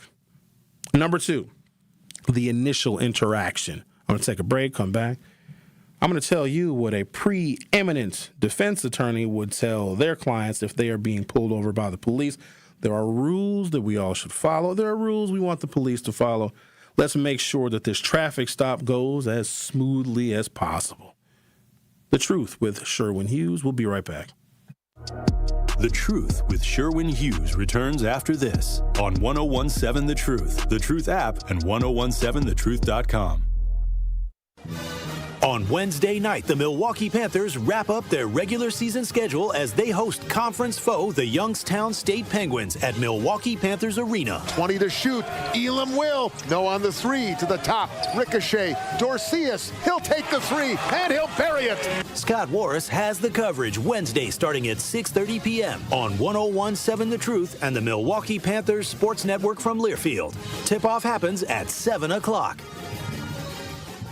The WIAA playoffs begin this weekend. On the girls' side, the City Conference is well represented. In Division I, the 3-seeded Pulaski defends home court against Racine Case. The 4-seeded Rufus King Generals host Menominee Falls. The 12th-seeded Hamilton hits the road to visit Oak Creek. And the 9th-seeded Reagan travels to Lake Geneva to take on Badger. In Division II, the 2nd-seeded Bayview Red Cats are ready for Cudahy. And the 5th-seeded Golden Meyer Owls have a tough test on the road against Brookfield Central. And lastly, in Division III girls, the 5th-seeded Milwaukee North head to Racine to take on St. Catharines. Now some quick highlights from the boys' side. Milwaukee Juno earned the number 1 seed in Division IV, while Golden Meyer earned the number 2 seed in Division II. The boys' tournament tips off on Tuesday, March 3rd. And make sure you tune in for our City Conference Game of the Week this Saturday, as we will be broadcasting the boys' Gold Division Championship with tip-off set for 3:30 right here on 1017 The Truth. This has been your Milwaukee Public Schools City Conference Basketball Weekly Update. Life's better with Drive My Way from American Family Insurance, because we know it's more than just a car. It's your escape pod, your adventure mobile, your memory maker. And we help protect the dreams that drive you. Personalize what you pay for auto insurance and you could save between 10 and 35%. American Family Insurance. Get a quote and find an agent at amfam.com. Products, pricing, and availability vary based on the way you purchase insurance and by state. Unsafe driving behaviors may increase your rate. American Family Mutual Insurance Company, SI, and its operating companies, 6000 American Parkway, Madison, Wisconsin. At Versity on King, we believe taking care of our community starts right here, together. Every day, neighbors step up to donate blood, helping save lives in Milwaukee and beyond. But Versity on King is more than a donor center. It's a place for health education, community connection, and support, especially for families facing conditions like sickle cell disease. When you donate blood, you're not just giving. You're showing up for your community. Visit versity.org/VersityOnKing to learn more or schedule your donation today. Versity on King, rooted in community, powered by hope. Skilled trade workers are the backbone of every community and also the Army National Guard. Soldiers trained to keep the power flowing, engines running, and in every other trade needed to accomplish the mission. These soldiers are on the fast track to learning skills that can set them up for success at home with companies looking to hire the best. Their resumes are being built through their paid training and part-time service. Find out how you too can learn a trade profession by visiting NationalGuard.com. Sponsored by the Wisconsin Army National Guard. Aired by the Wisconsin Broadcasters Association and this station. This is The Truth with Sherwin Hughes on 1017 The Truth, The Truth app, and 1017thetruth.com.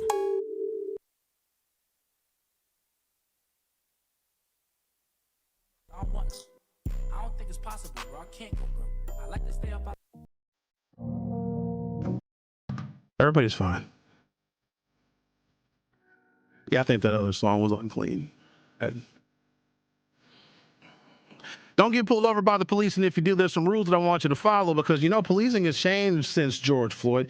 It seems that we, as a public, are getting our wish. It's a little bit more de-escalatory. The customer service has obviously improved, and I've been watching these videos, and there's YouTube channels dedicated to it, and then there's some TikTok videos that also show these interactions between the public and the police because transparency has also become a little bit more commonplace. So the body camera footage from these traffic stops are just uploaded to the internet.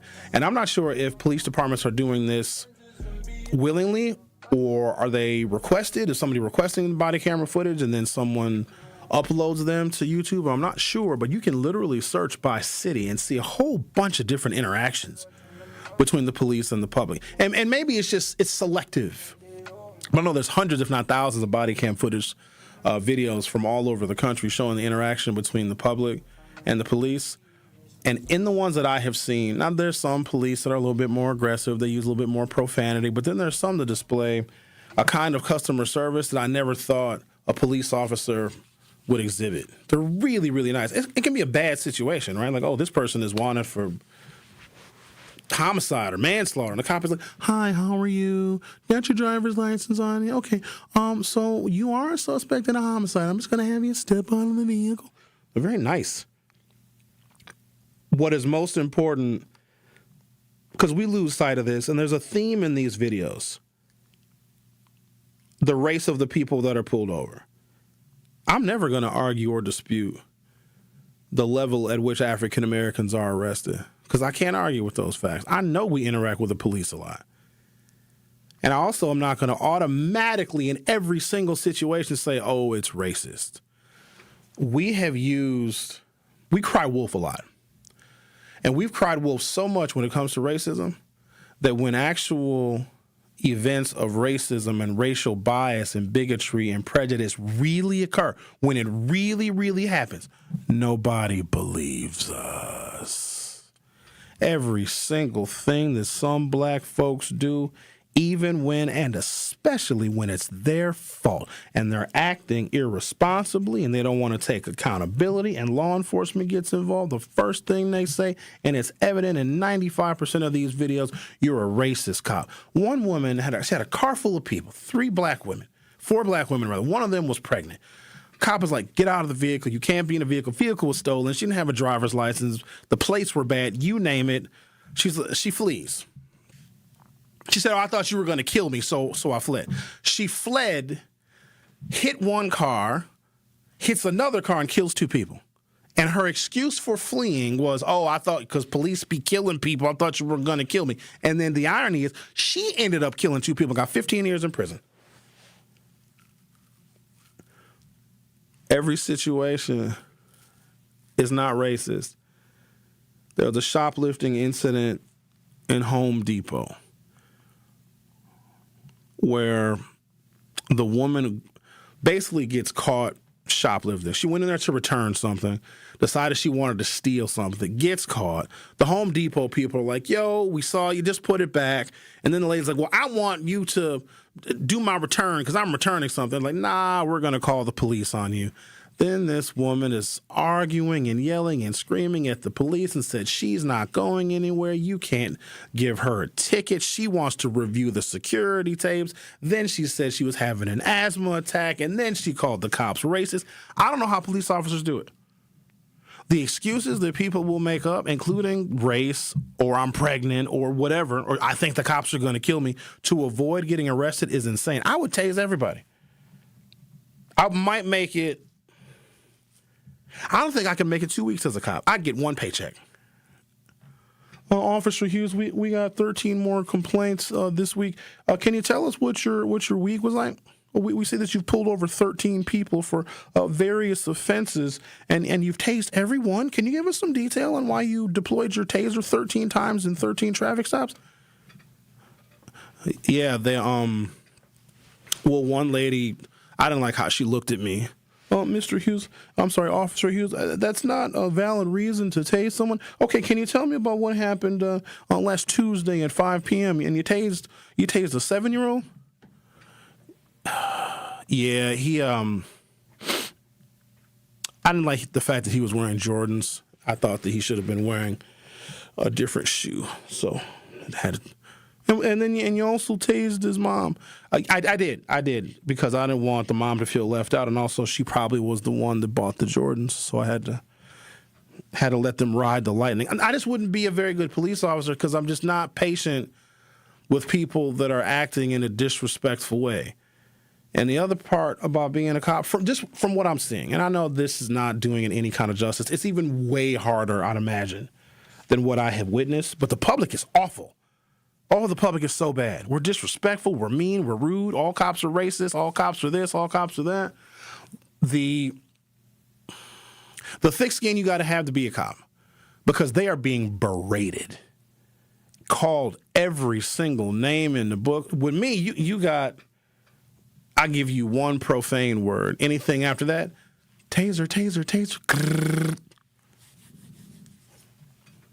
When you get pulled over by the police, the initial interaction, it says be polite, be calm, and be respectful. And I know that may sound passive, but ladies and gentlemen, being calm, polite, and respectful goes a long way because that officer is anxious and nervous too because there are no routine traffic stops.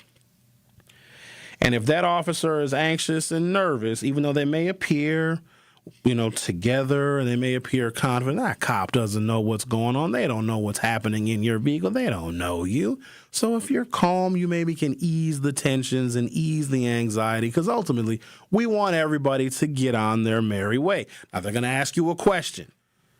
When you're pulled over, and I know that most of you that answered our YouTube poll, you probably were asked this question when you were pulled over. They're going to ask you, do you know why I stopped you? There's only one answer to that question. And I have personally witnessed people mess this question up. Some of you think that if you are forthcoming and if you admit why you think you're getting pulled over, that the cop will see that and give you some mercy or some grace. Don't do that.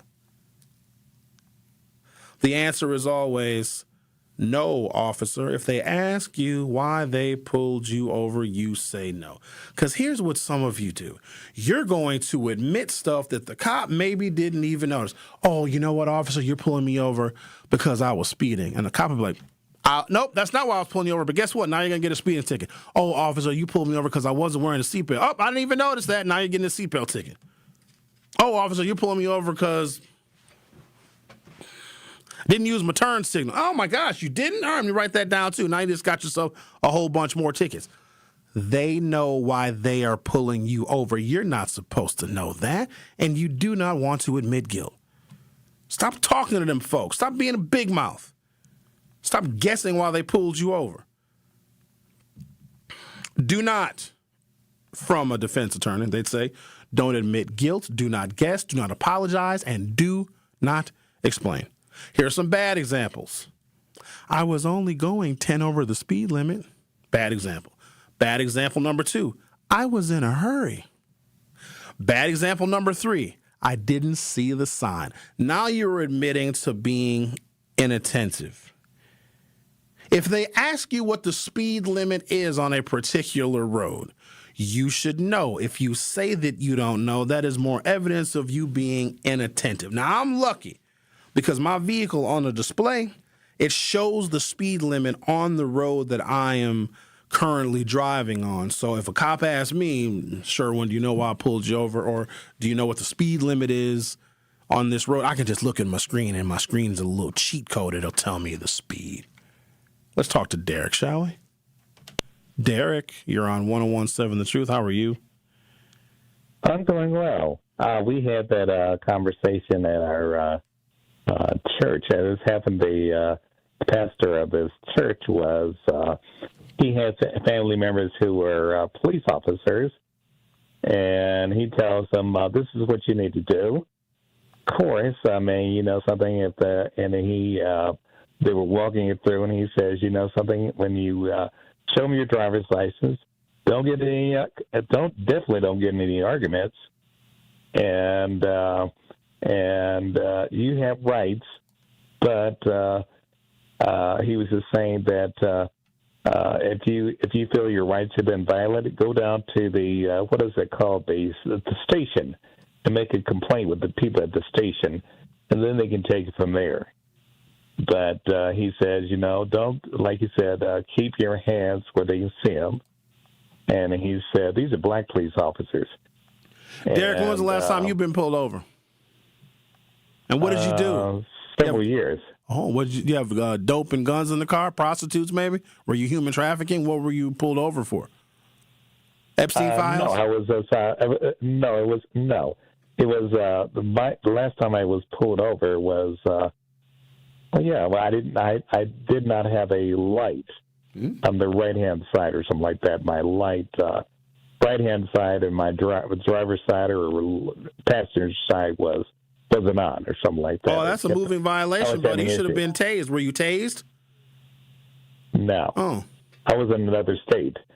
But I kept my hand on but this is on the serious side. That's what the person was telling everybody, because he says, you know something, he knows people have been pulled over for reasons, but he said, you know, let's take it down to the what he said.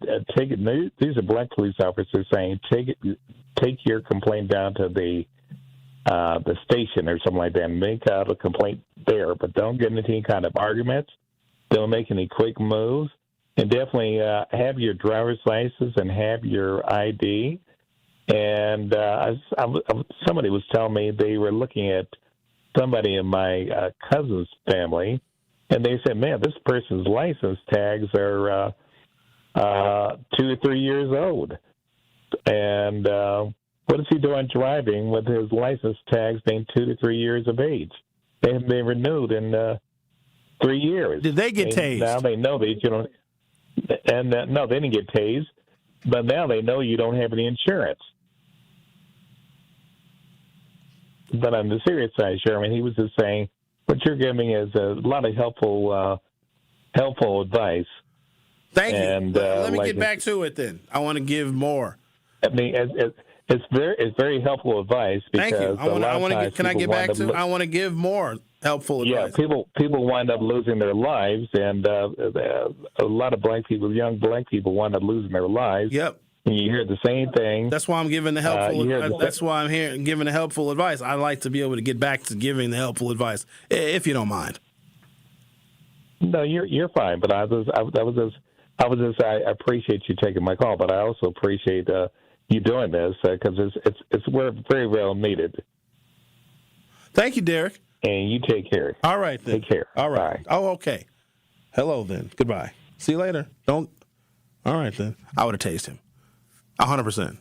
If I was having that interaction with him, if I'm the officer pulling him over and he starts going into these long soliloquies that are zigzagging, I don't have time for this. Taser, taser, taser, grrr, and I would just tase him. And then he'd be fine.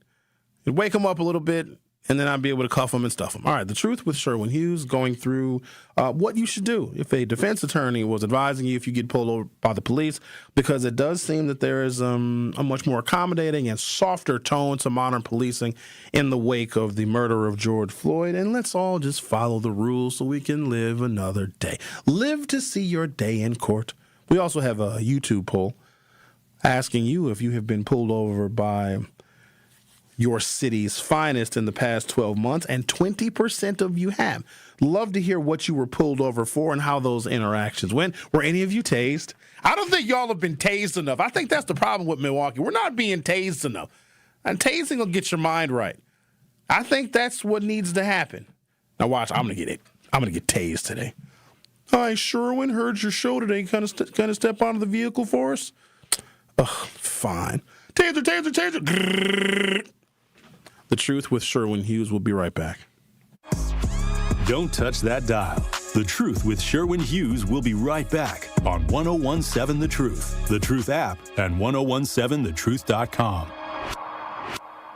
It's time to plan for kindergarten. Will your child turn 3, 4, or 5 by September 1st? Learn about kindergarten programs and enroll now. Explore schools across the city that offer traditional kindergarten, Montessori, and more. MPS students enjoy art, music, physical education, along with reading, writing, math, and science. Find out about bus transportation and before and after school care. Enroll for fall 2026 by March 2nd. Get the details at mpsmke.com/enroll. He's the voice for the people and the community's connection to change. Sometimes justice looks different to me. Do you want them in jail for murdering Corey Stingley? Yes, you do. Do you want them to go to trial for what they did and go through that process? Hey, but at the end of the day, the men that took Corey Stingley's life, something happened to where they have to accept the fact that they did that and that they have to be labeled a murderer for a certain length of time and when it was nothing, I think that was a huge thing that happened when you had to climb mountains to get to this point. 13 years? The Tory Lowe Show, weekdays from 1 to 4 p.m. Live on YouTube and right here on 1017 The Truth. You served behind the desk. You served in combat. You did 4 years and got out. You were drafted. You gave 20 years. You gave exactly what your country needed. And so did you. When you raised your hand and swore an oath to your country, when you put your name on a dotted line, you became part of only 1% of Americans who did the same. You are a veteran. You are a veteran. You are a veteran. Because no matter when, where, or how you served, you made a sacrifice for your country, and you deserve support. If you're struggling with life after service, don't wait. Reach out. Reach out to a loved one, to a fellow veteran, to VA. Find resources at va.gov/reach. Brought to you by the United States Department of Veterans Affairs and the Ad Council.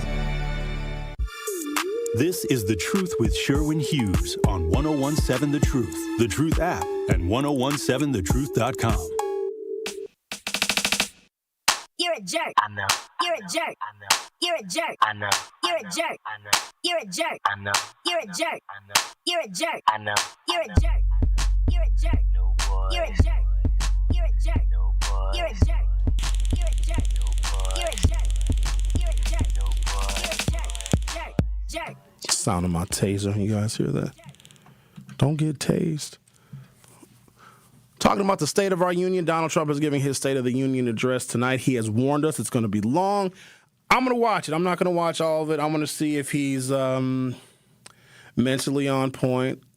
How is he going to meander? How is he going to drift? Is he going to name the members of the Supreme Court that voted against his illegal and unconstitutional tariffs? Is he going to talk about immigration? Is he going to brag about a good economy even though it isn't? What is he going to say? This is his first State of the Union address since he has been elected president for the second time. I'm going to get into some details of where the economy actually is because I want to provide you all with an actual honest and true foundation of where the American economy is based upon what the president is going to say tonight. He did say it was going to be long, and when he tells you ahead of time it's going to be long, I believe him. His approval rating is somewhere hovering around 38 or 39%. There was a bit of an interview that the president did, or a snippet of an interview that I saw where he simply can't believe that the American people are that disappointed with his leadership. He also admitted that he's got a silent group of people that are supporting him that may not show up in polls. And you know who I think that silent group is? And there are people that are not polled that might be out of the reaches of where polling firms go to get a sample size. So I believe that those people exist. No matter what this president does, I am firmly convinced that no matter what he does, he's always going to get 30% support from some cohort and combination of the American people, no matter what he does. They are just that committed. And those folks are dangerous because they have infused their own identity with Trumpism. And those folks are very easy to identify. And once you identify them, don't argue with them. Don't debate them, people. Because if they have infused who they are and their identity and their outlooks on the world with Donald Trump, there's no bringing them back. Those are the people will respond when you say, wow, that Trump policy was stupid. And the policy very well may have been stupid. Like the tariff policy was stupid because it was illegal and unconstitutional. You are perfectly within your rights and within the confines of the Constitution if you criticize his tariff policy. You want to know why we're losing grocery stores in Milwaukee? It's not because black people ain't supporting them. It's because the tariffs on the fruits and the vegetables and the produce that we say we want was 40 and 50%. That's a real high markup on grocery stores that only have a profit margin of 1 to 3%. That's not sustainable. His tariffs put some of our stores out of business, plain and simple, full stop. Okay? But if you criticize that policy and somebody says, you're stupid, President Trump is the best, just change the subject and talk about the Milwaukee Brewers or talk about the Giannis trade. You got to distract them because if they have infused their identity with Trump, you ain't getting them back. Also talking about how policing has changed since George Floyd, because you would figure we'd be in a whole bunch more trouble because you know how Donald Trump felt about the police during his first term. So that didn't necessarily work out the way he wanted it to because he wanted to further empower local law enforcement to be much more aggressive than we had George Floyd, then 6 continents protested. And what we have seen since then is 92% of police jurisdictions, municipal police in the country, now have banned chokeholds. Before George Floyd, it was only 22% that had an actual chokehold ban. We've seen better than 140 pieces of enacted state legislation reducing the power of police and making them more de-escalatory. There's been some training updates. So I think that there's been some progress, which is good during Trump 2.0. And so local law enforcement, it seems, has changed a bit with the times. But what Donald Trump has done is he has empowered federal law enforcement. So if local cops are much more understanding and sympathetic to what local communities want and need from their police, Trump is just like, you know what, let me empower ICE agents and Border Patrol, and they will do the kind of policing that does his bidding, you see. So we're talking about what you do when you get pulled over, also corresponding with our YouTube poll question. If you go to youtube.com or open up your YouTube app from your smartphone or other mobile device, search 1017 The Truth, hit subscribe, and you'll be able to vote in our YouTube poll. So far, with 69 votes, 19% of you have admitted to being pulled over by the police in the last 12 months. And if you care to share, what on earth did you do to get yourself pulled over? Were you just black? Or were you waving a pistol out of the window with a blunt hanging out of your mouth going 90 miles an hour in a 25? We want to know. In the meantime, let's talk to someone who I know gets pulled over a lot. Hello, Alan. Hey, how you doing, Sherwin? How are you? Doing good. How are you? I'm doing great. I'm going to stick on point. I just got pulled over. We got pulled over. I almost got pulled over again yesterday because I was running late and you were running a stop. But I don't know how he missed me, to be honest. I went back and I tipped my hat to him. But we got stopped the other day coming up. You know when you're coming up on the expressway from if you want to jump the tolls down in Illinois, you take the old you take 32 and then the old 41 there. You get off the state line and really downtown just as fast. If you hit the lights right, you get there just as fast. But anyway, I was coming on and I don't know, man. Old habits die hard. I just got on it and got pulled over by a Kenosha County sheriff. They always wait there. I wasn't thinking. And you know, the first thing you do is you don't say nothing to these nonsense. Anyway, the guy comes up, and I always do the same thing you do. I just stick up my hands, 6 and 5, 6 and 3, 9 and 3. And he asked me, well, you know why I pulled you over? And I'm like, well, no. Well, you were speeding. Oh, okay. How fast were you going? I said, okay, you're going to tell me, aren't you? I mean, I have no idea. And my wife started laughing, and the guy was going to be like Johnny Law with us, man. And I said, Alan, count that time before you start cussing his nickel poop out. But I got a ticket, but like I told him, I'm just going to run downtown, and what they do, I got to go back down there for the thing. But they always will drop it down because they don't want to go to court either. That's just another secret your buddy should have told you.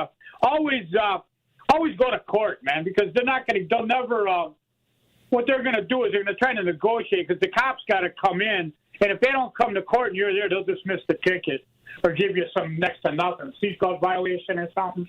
So that's my story about the cops. And we have gotten pulled over where they've been real hinky about the mixed thing, especially like in certain areas, maybe an affluent area or something. Wait a second. Alan, are you saying you've been pulled over because you're a white fella and your wife is a black lady? You think that is the sole reason why you've been pulled over? I think that's what we got pulled over at down there by UWM on the east side a while ago. Who's driving? Are you driving or is she driving? I was driving. Okay. No, we've been pulled over with her too, but I got pulled over, and what I think they were doing, because he ended up letting us go. Something happened where he called. I said, "Hey, why don't you call somebody?" Why did and you he pull came over back so and tried much? to apologize. It sounds like you get pulled over a lot. What are you doing? Well, I drive fast on the highway. Stop driving fast. We got a reckless driving problem in the city. You say why? Well, I don't drive fast in the city like that. You get on the highway, it's made to go, man. When we were younger, what we would do all night is we get out on the I and just drag race down from like 60th Street or even 142 in Kenosha to the state line, turn around and come back. Yeah, that was in the 70s. The world was different in the 70s. It was way different. It was a beautiful thing, too. All right. But, yeah, you'd scoop the loop, you'd show up. They even had submarine races yet. Remember them? No. A submarine you go to the lake. It took me a while I had to figure out what it was. Down Alan, by Lake Michigan. I'm a lot younger than you. People think that I'm a lot older than I am. How old are you? Because you have such gravitas. I'm 64. I'll be 64 in a week, I think, Okay. 9th, on the 9th. When is it? Your birthday is March 9th? Yeah, March 9th, 1962. It's a golden day in history, wasn't it? My birthday is March 6th. It. You're not a Pisces. You're not a good example of a Pisces. Yeah, I am. You're a bad Pisces. Yes, I am. I'm a very good example. No, we're good Pisces. What Pisces are is we're a little bit of almost every one of the zodiac signs. That's what my grandmother told me. And the thing with the zodiac, it is true, because I'm rather artistic myself. We have the gift of gab. We're artistic. We share quite a bit. It's almost as if we're who was the dude with the two faces? Janice, right? We're like that. We're like two peas in the pod, my friend. Hey, land the plane. Let's get it down. Let's get the landing gear out. I'm done. All right. Well, I'm not going to watch Trump tonight either, but I am a diehard Trump guy. But I do not define myself by Trumpism. I confine myself by Beckmanism. My God, I bow to no man. That gets me in trouble sometimes, I think. What do we do? Devil may care attitude towards law enforcement. But the one thing that I did do, I'm going to tell you point blank. I told my kids, any problem you get, you just sit still, shut up, and we always can get a lawyer. That's number one right there. Come home alive. Even if I'm mad at you, still come home alive. All right, buddy. God bless you, man. All right. We'll see you later. I did good today, man. No, you didn't. Bye-bye. Nope, you did awful. That was terrible. I told him to land the plane. He goes back up to 35,000 feet. The Truth with Sherwin Hughes on 101.7 FM. I'll be right back. The Truth with Sherwin Hughes returns after this on 101.7 The Truth app, and 1017thetruth.com. It's a big week for Milwaukee College Prep. Milwaukee College Prep is a high-performing, nonprofit charter school network serving more than 2,000 black and brown scholars from K-3 through 8th grade right here in Milwaukee. Join MCP as we celebrate Black History Month. Hear directly from their alumni and scholars as they share what Black History Month means to them, the pride, the legacy, and the responsibility to lead. Because Black History isn't just a month, it's the foundation of our future. Milwaukee College Prep, building scholars, shaping leaders, inspiring tomorrow. Life's better with American Family Insurance because we know you love working weekends. If it means working on your dream home, both inside and out. And we're here to help protect those dreams so you can enjoy peace of mind. Save up to 40% when you bundle home and auto. American Family Insurance. Get a quote and find an agent at amfam.com. Products, pricing, and availability vary based on the way you purchase insurance and by state. Some exclusions apply. American Family Mutual Insurance Company, SI, and its operating companies, 6000 American Parkway, Madison, Wisconsin. At Versity on King, we believe taking care of our community starts right here, together. Every day, neighbors step up to donate blood, helping save lives in Milwaukee and beyond. But Versity on King is more than a donor center. It's a place for health education, community connection, and support, especially for families facing conditions like sickle cell disease. When you donate blood, you're not just giving.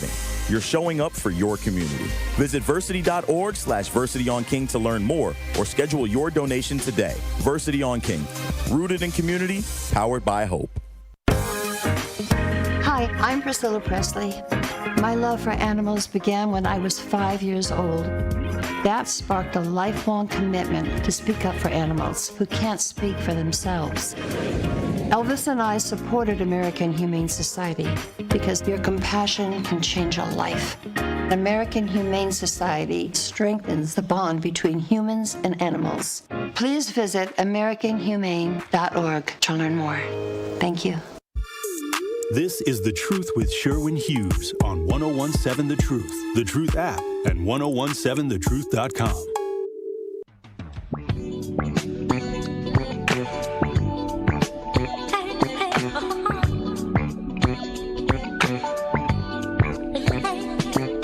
Our phone number is 833-212-1017, 833-212-1017.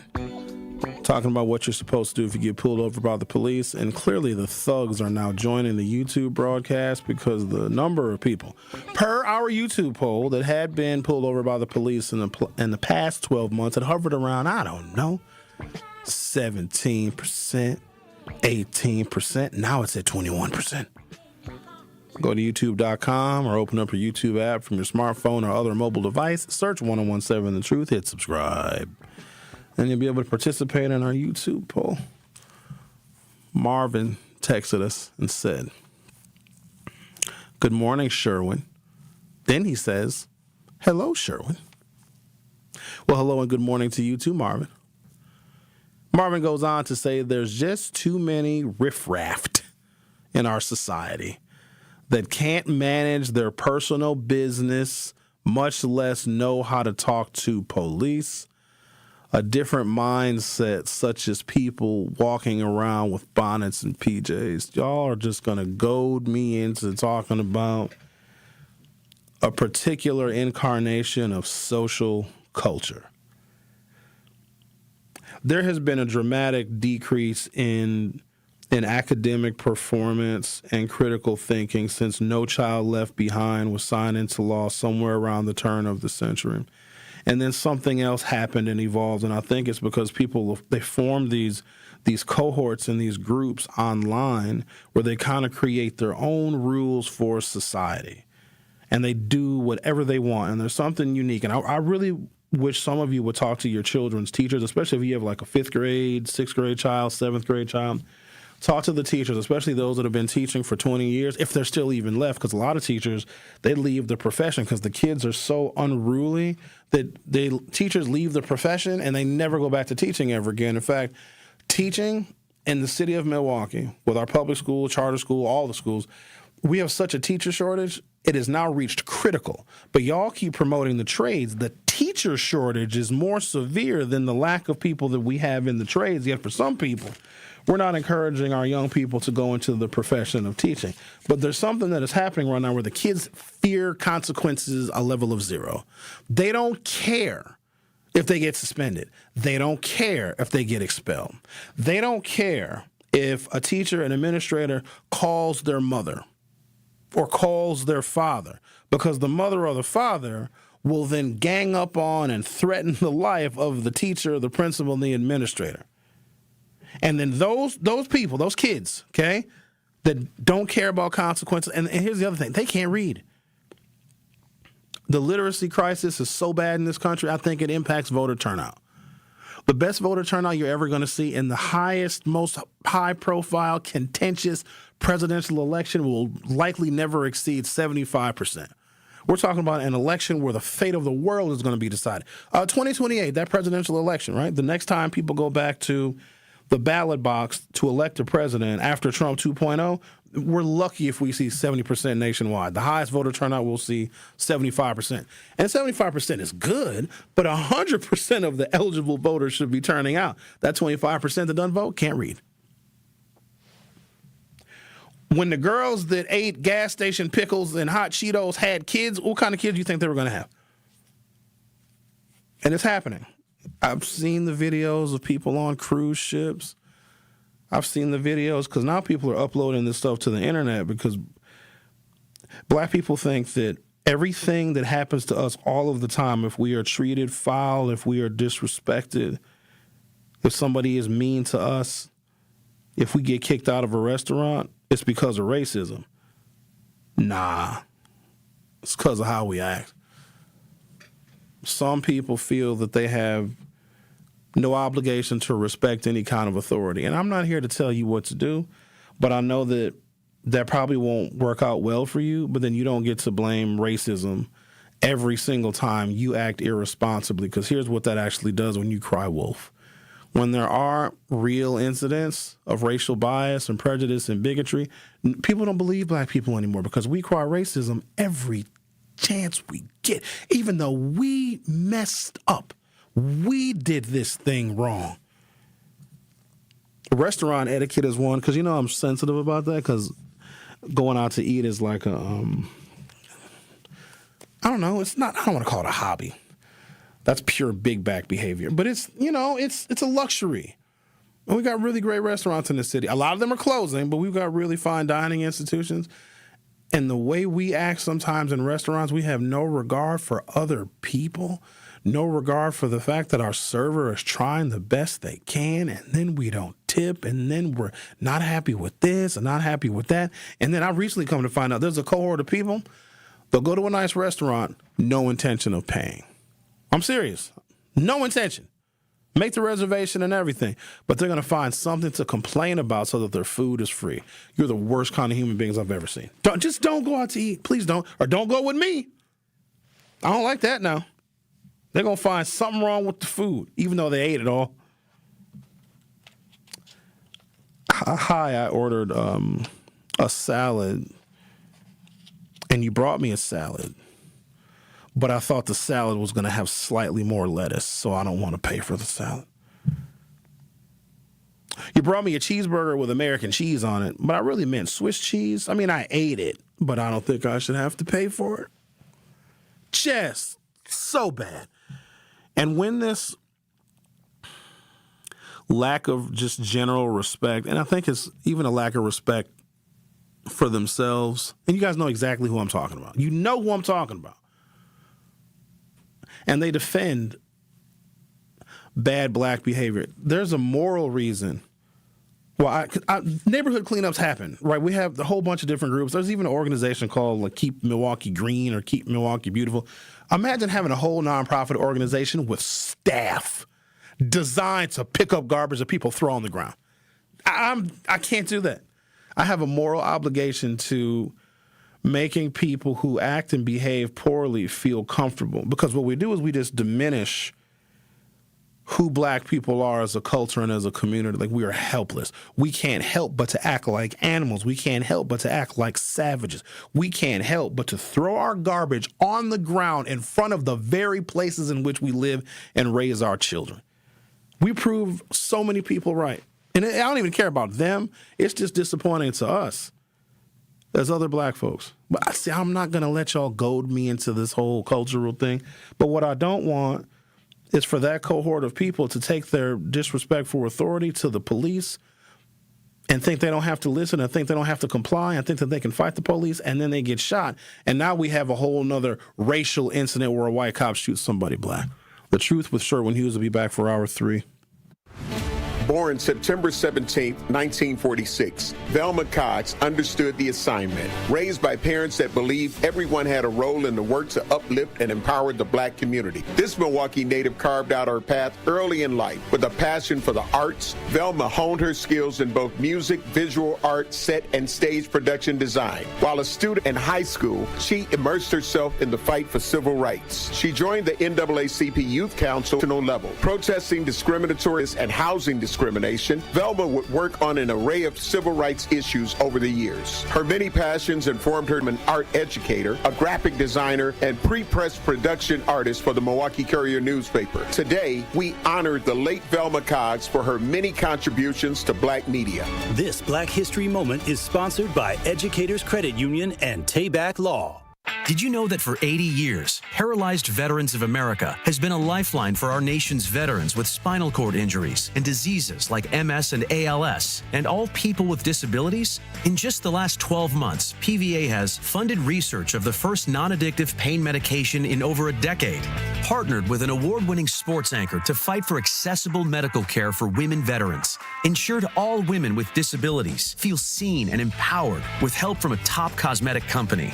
And that doesn't even include what PVA have done over the last 80 years, like secured the passage of the Americans with Disabilities Act, pioneered wheelchair basketball, helped design iconic landmarks, made the DC Metro a model transit system, and wrote and distributed resources in over 60 countries in 4 languages. None of this would be possible without your help. Every breakthrough, every battle won, and every life impacted is driven by you. Visit PVA.org to learn more. A message from Tia Mori, actress and Fair Celebrity Ambassador. Game day isn't staged, it's lived. It's the shopping, the cooking, the laughter. For families managing food allergy, that same spirit of preparation means everything. Because food allergy isn't a lifestyle. It's a serious, life-threatening disease that can change everything in a moment. But being ready changes the story. It's knowing the signs, having a plan, and carrying epinephrine everywhere life takes you. Epinephrine is the only treatment that can stop a severe food allergy reaction known as anaphylaxis. It works quickly to reverse the symptoms and can save lives. As families and friends gather for the big game, we see what community looks like. It's one built on awareness, care, and love in action. Because readiness doesn't take away the risk. It brings back the joy. When you're ready to act, you're ready to live. Visit foodallergy.org/ready to act to learn more. Breaking news, weather, entertainment, and sports. We have it all here. This is 101.7 FM, 1510 AM WGKB Waukesha and W269DL Milwaukee, a locally owned Good Karma brand station. This is The Truth with Sherwin Hughes on 101.7 The Truth, The Truth app, and 1017thetruth.com.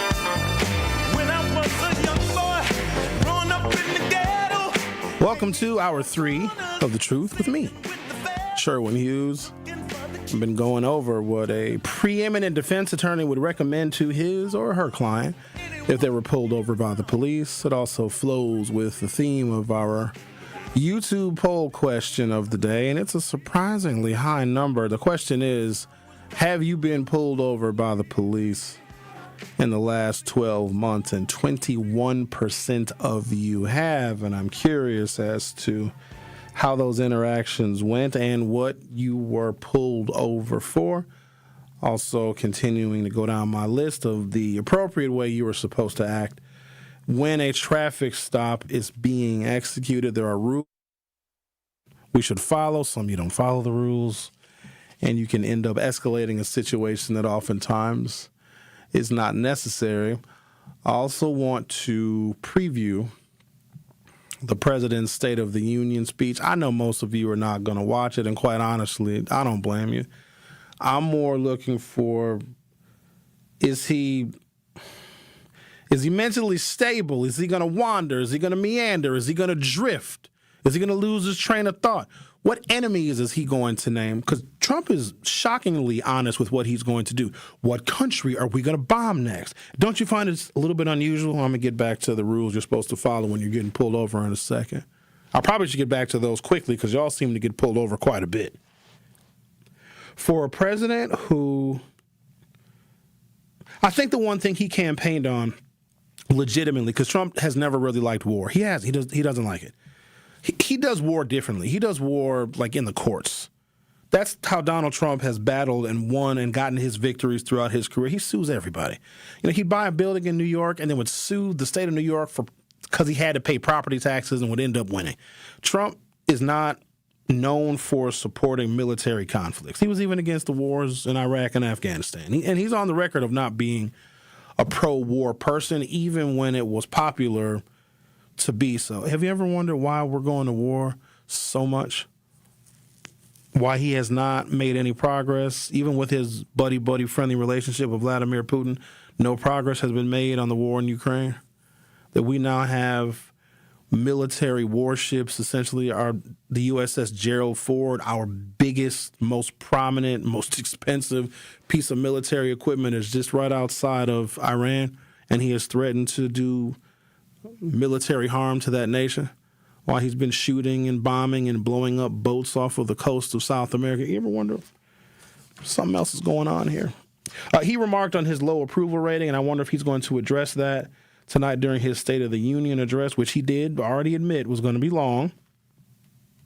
He's shocked that his approval rating is only 39%, but then he, just like I, know that there is a silent cohort of people and of electronic devices that are going to support Donald Trump no matter what. I think there is something to Kamala Harris's loss because she lost.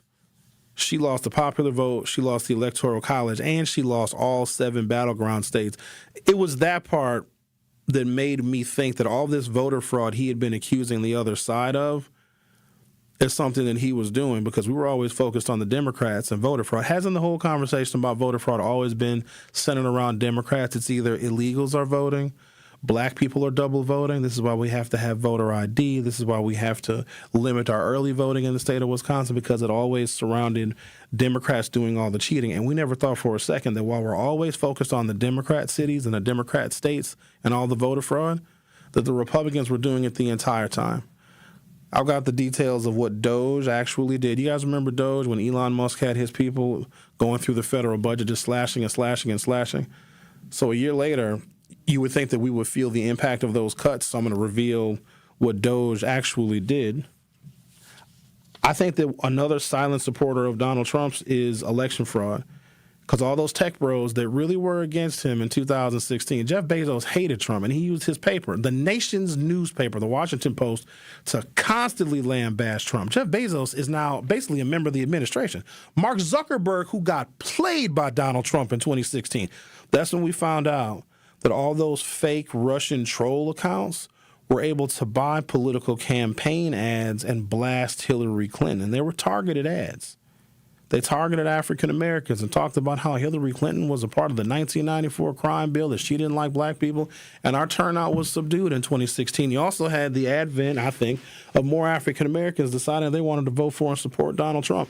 Russia did that, and they used Facebook's platform because the safeguards on foreign actors advertising on Facebook were almost non-existent. Mark Zuckerberg got sued. He had to testify in front of Congress.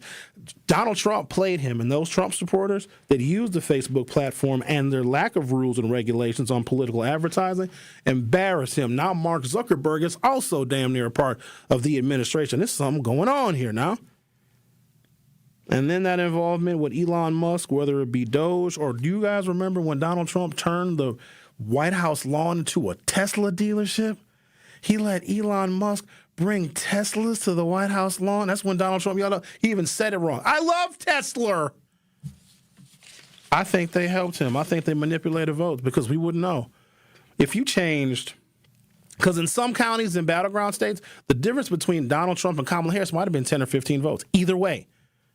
I bet you there's a large cohort of counties in certain places in Michigan, or maybe here in Wisconsin, or maybe in the Minnesota, or maybe in the Pennsylvania, maybe in the Ohio, where it was 10 or 15 votes either way in a dozen or more, 2 dozen or more, 3 dozen or more counties. It wouldn't be nothing for the sophisticated computer operations that we know Elon Musk is involved with to manipulate a couple of those votes. I think that's how Donald Trump won. I think Kamala Harris won that election.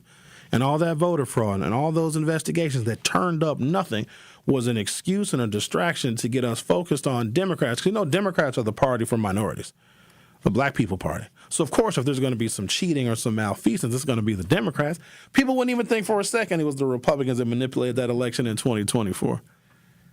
And I think that a part of Donald Trump's support, whether he alludes to it tonight or not during his State of the Union address, is the electronic and digital manipulation of some votes in some counties that gave him his most recent presidential win. Because he couldn't afford to lose. He couldn't. He had to get revenge on all the people that investigated him and that tried to impeach him. And they gave him 34 felonies. He also had to pardon all of the January 6 people. That's why he's here. It's not about policy. It's not about the economy. The American economy is tanking. And because he knows it's going to tank, because people like him make money when the economy dips. You may think that they lose a bunch of money. No. When the stock market dips, then the very wealthy people can buy stocks at low prices because the economy always rebounds. In fact, it happens often during Republican administrations. They tank the American economy. They buy property and real estate from home foreclosures, and they buy stock prices when they bottom out. Then when the economy rebounds under a Democrat, they all get rich, and the cycle is rinse and repeat. He fired everybody from the Bureau of Labor Statistics. Every single month, they're supposed to report to the American people, what are the jobs numbers? What is unemployment doing? When we found out that 300,000 black women lost their jobs with the cutting of DEI, then they fired everybody from the Bureau of Labor Statistics because Donald Trump does not want the American people to know how bad the economy is because he is not allowing that data to be released. Now, I got a way to get the data. You got to compile it piece by piece, but I can tell you what the economy is. Now, what I can't do is give you like an overall U.S. job report numbers, and we look at these things called unemployment claims.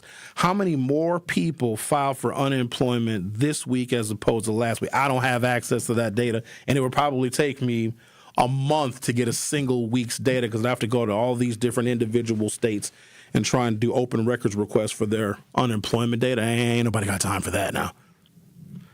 But I can give you a list of some of the most prominent companies in America that employ the most people and the number of layoffs that they have scheduled for this year alone. This should be the only thing Trump is talking about during his State of the Union, and I bet he won't mention it once. We are headed for a recession, and he doesn't care. Let's talk to someone who always lives in a state of recession. Hello, Sherwin. Okay. You know, it's so many things I could talk to you about. However, let me just mention this 2 things. You know, there's the white folks, how they allowing this man to be in power is just unbelievable. But I heard a white man that was kind of famous yesterday on TV, dog Trump out. Robert De Niro. Man, he made me feel so good. He dogged Trump out.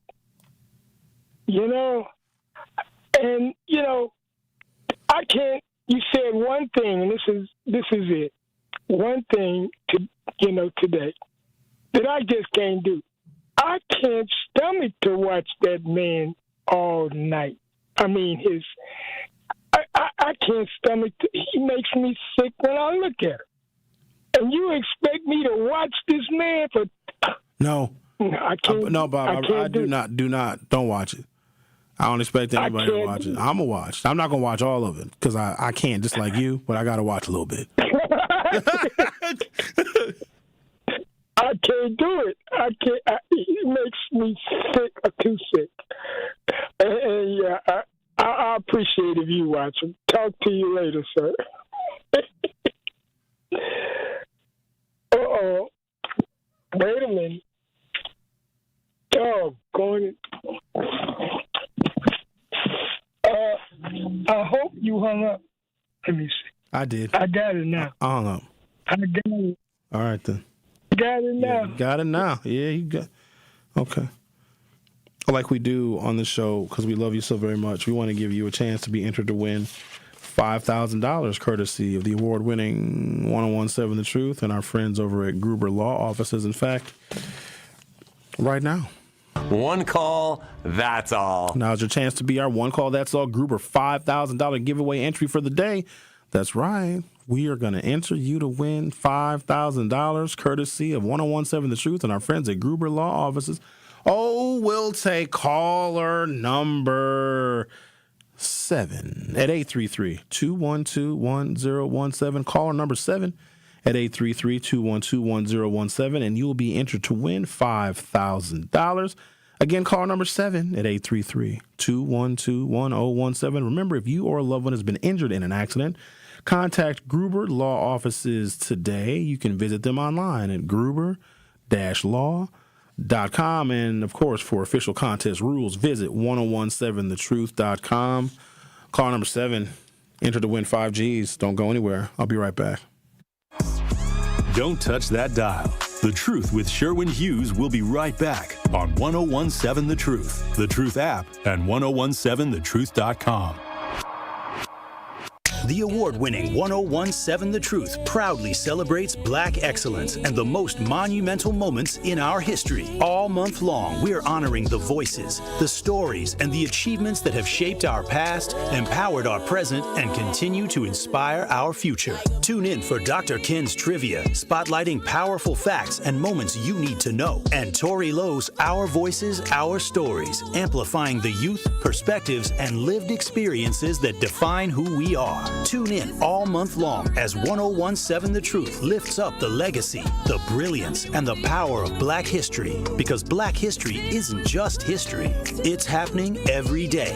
1017 The Truth's celebration of Black History Month is proudly sponsored by Educators Credit Union and Tayback Law. Celebrating Black excellence, celebrating our history.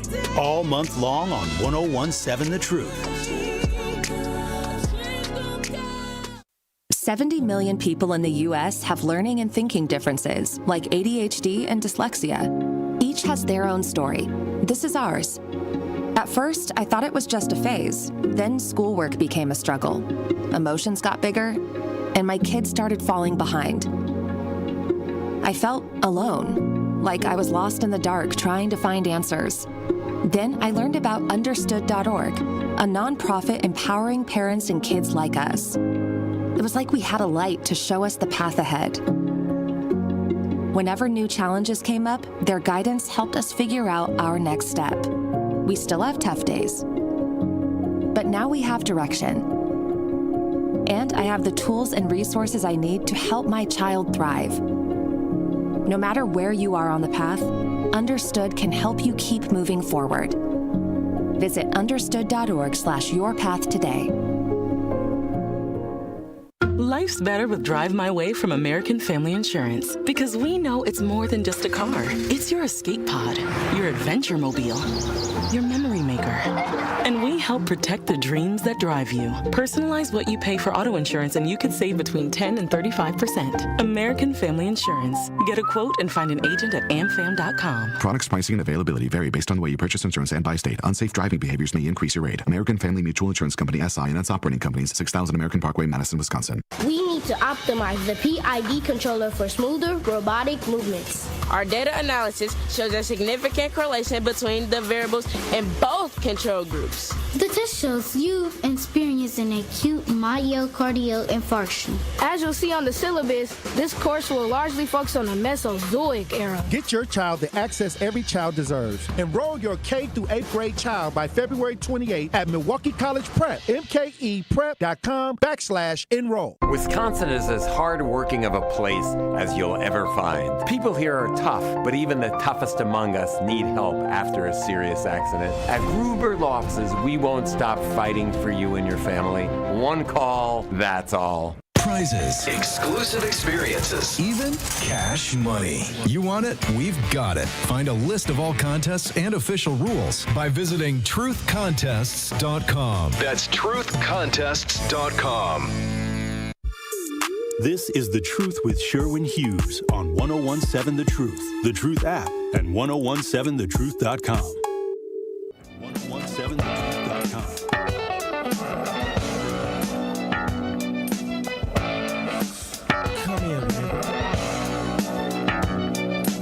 The award-winning 1017 The Truth proudly celebrates Black excellence and the most monumental moments in our history.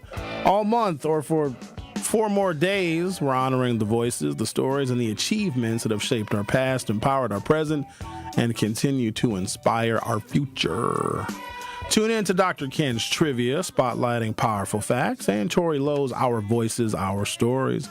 1017 The Truth celebration of Black History Month is proudly sponsored by Educators Credit Union and Tayback Law.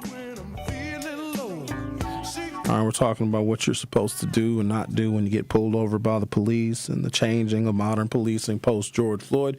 There's been some progress, some legislative progress, 140 bills signed into law. Now 92% of local police departments do have chokehold bans, where before George Floyd it was only 22%. I would call that measurable progress, but also it seems that policing, the training is different, and they are much more de-escalatory, and I say that because there's a whole YouTube channel dedicated to body cam footage from all over the country. The name of the company is called Axon. It's the little caption that you see in the corner of every police body cam recording, and they're all uploaded to TikTok and to YouTube. And I spent like hours last night. I'm just riveted by the interactions that the police have with members of the public, and just how disrespectful and rude. And like, this is a person that committed a criminal offense that everybody saw, including the police. But what I found is that men, and obviously this is not representative of everybody who has interactions with the police, but men are more likely to either to flee or to immediately begin fighting with the police. Where women they'll have like a decoy with them. What is really common is, I've only seen black women do this in these body cam videos that I've watched, is a black woman will have a pregnant woman with her, an obviously pregnant woman. So when the police is trying to arrest the non-pregnant woman, the pregnant woman then gets her body in between the detainee and the cops. And the pregnant woman says, "You can't touch me or her. I'm pregnant. You're going to make me lose my baby." And that actually does get some of the cops to recoil. But then there's other situations where her pregnant ass gets cuffed too. Oh, it's just fascinating. And there was one woman so she led the police on a chase. She was getting pulled over for speed. Oh, this is so good. It's so entertaining. I couldn't stop watching these videos. White woman, of course, she's getting pulled over for speeding. And she's like a half mile from her house. Here's what happens. So she's got her kids in the car too. She doesn't pull over. She drives to her house. Cops behind her, lights are on. She gets out of her car and she's like, "Yeah, just write me my ticket. My furniture is being delivered. So, Mr. Officer, I'll get with you later. He was like, "If you don't get your tail back here and get these cuffs on," and she's like, "You can't touch me. I'm at home. I needed to get home so my furniture can get delivered." And then she says, "You can't arrest me and take me to jail because my kids are in the car." Dude called CPS so fast.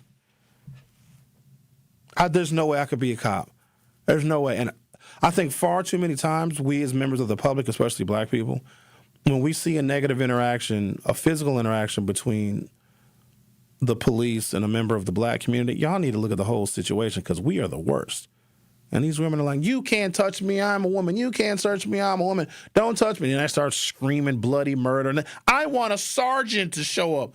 Ma'am, you have an entire bag full of stolen merchandise and you're on 12 different cameras. I didn't steal anything. I came in here with all of these things from Target. So bad. But I was impressed with how de-escalatory the police were, because there was a whole bunch of situations where I was waiting for the cops to shoot somebody. Because I try to put myself in a situation, if I was law enforcement, how would I act? The amount of patience that you have to have. I got a whole newfound respect for Dr. Ken. I wonder what kind of cop Dr. Ken was, though. I wonder. I sometimes have my thoughts. But you have to have a lot of patience, which I don't have.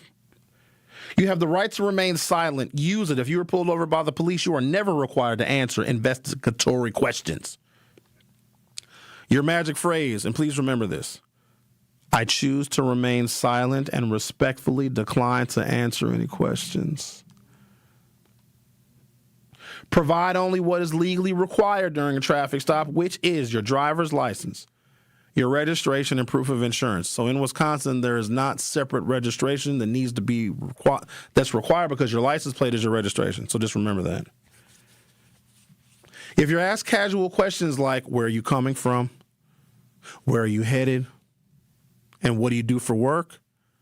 I prefer not to answer any questions, officer. They're trying to ascertain either who you are or maybe gauge your cooperation. You don't got to talk to them. If you wouldn't normally just make that kind of conversation with a cop, let alone one that is pulling you over, why would you be answering them questions? And some people get nervous, though, because once they get you talking, they may get you to admit stuff, too. Don't talk to them. If asked to step out of the vehicle, now I know a lot of y'all don't like to do that now. You must comply. And this is information from a prominent and preeminent defense attorney. If asked to step out of the vehicle, you must comply. But you do not have to answer any questions. Again, you can say, I will step out as instructed, but I choose to remain silent. If asked for consent to search your car, never. Why do y'all do this? Never consent. Ever. Even if you have nothing to hide.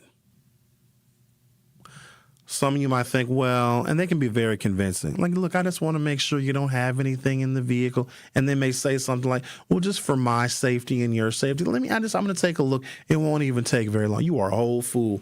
If they have probable cause to search your vehicle, they're not going to ask you to do it. How about this? When I see one of y'all on the street, hey, excuse me, ma'am, give me a purse. I want to look in it, for my safety and yours.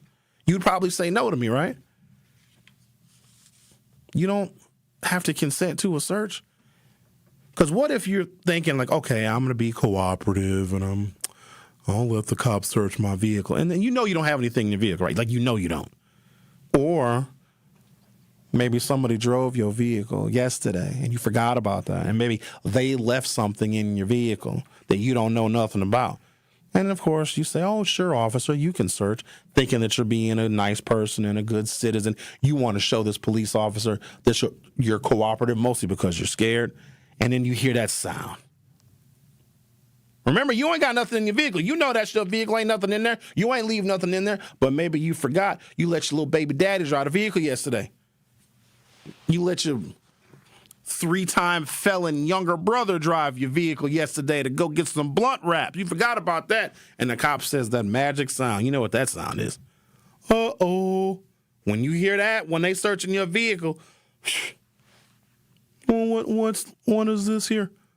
I think this is a crack rock. Now they got you on possession, and guess what? It wasn't yours. If he or she didn't have probable cause to search your vehicle, don't let them search. That's a big one because that happens all the time. Because what if the cop legitimately didn't find anything and they just happen to have a spare crack rock in their pocket? Uh-oh. You got a crack rock right here in the ashtray. Put your hands behind your back. Possession of crack rock. And you can sit there and say, what do we always say? That's not mine. That's not my crack rock. I smoked all my crack. Uh-oh. Put your hands behind your back. If asked for consent to search your car, clearly say, I do not consent to any searches.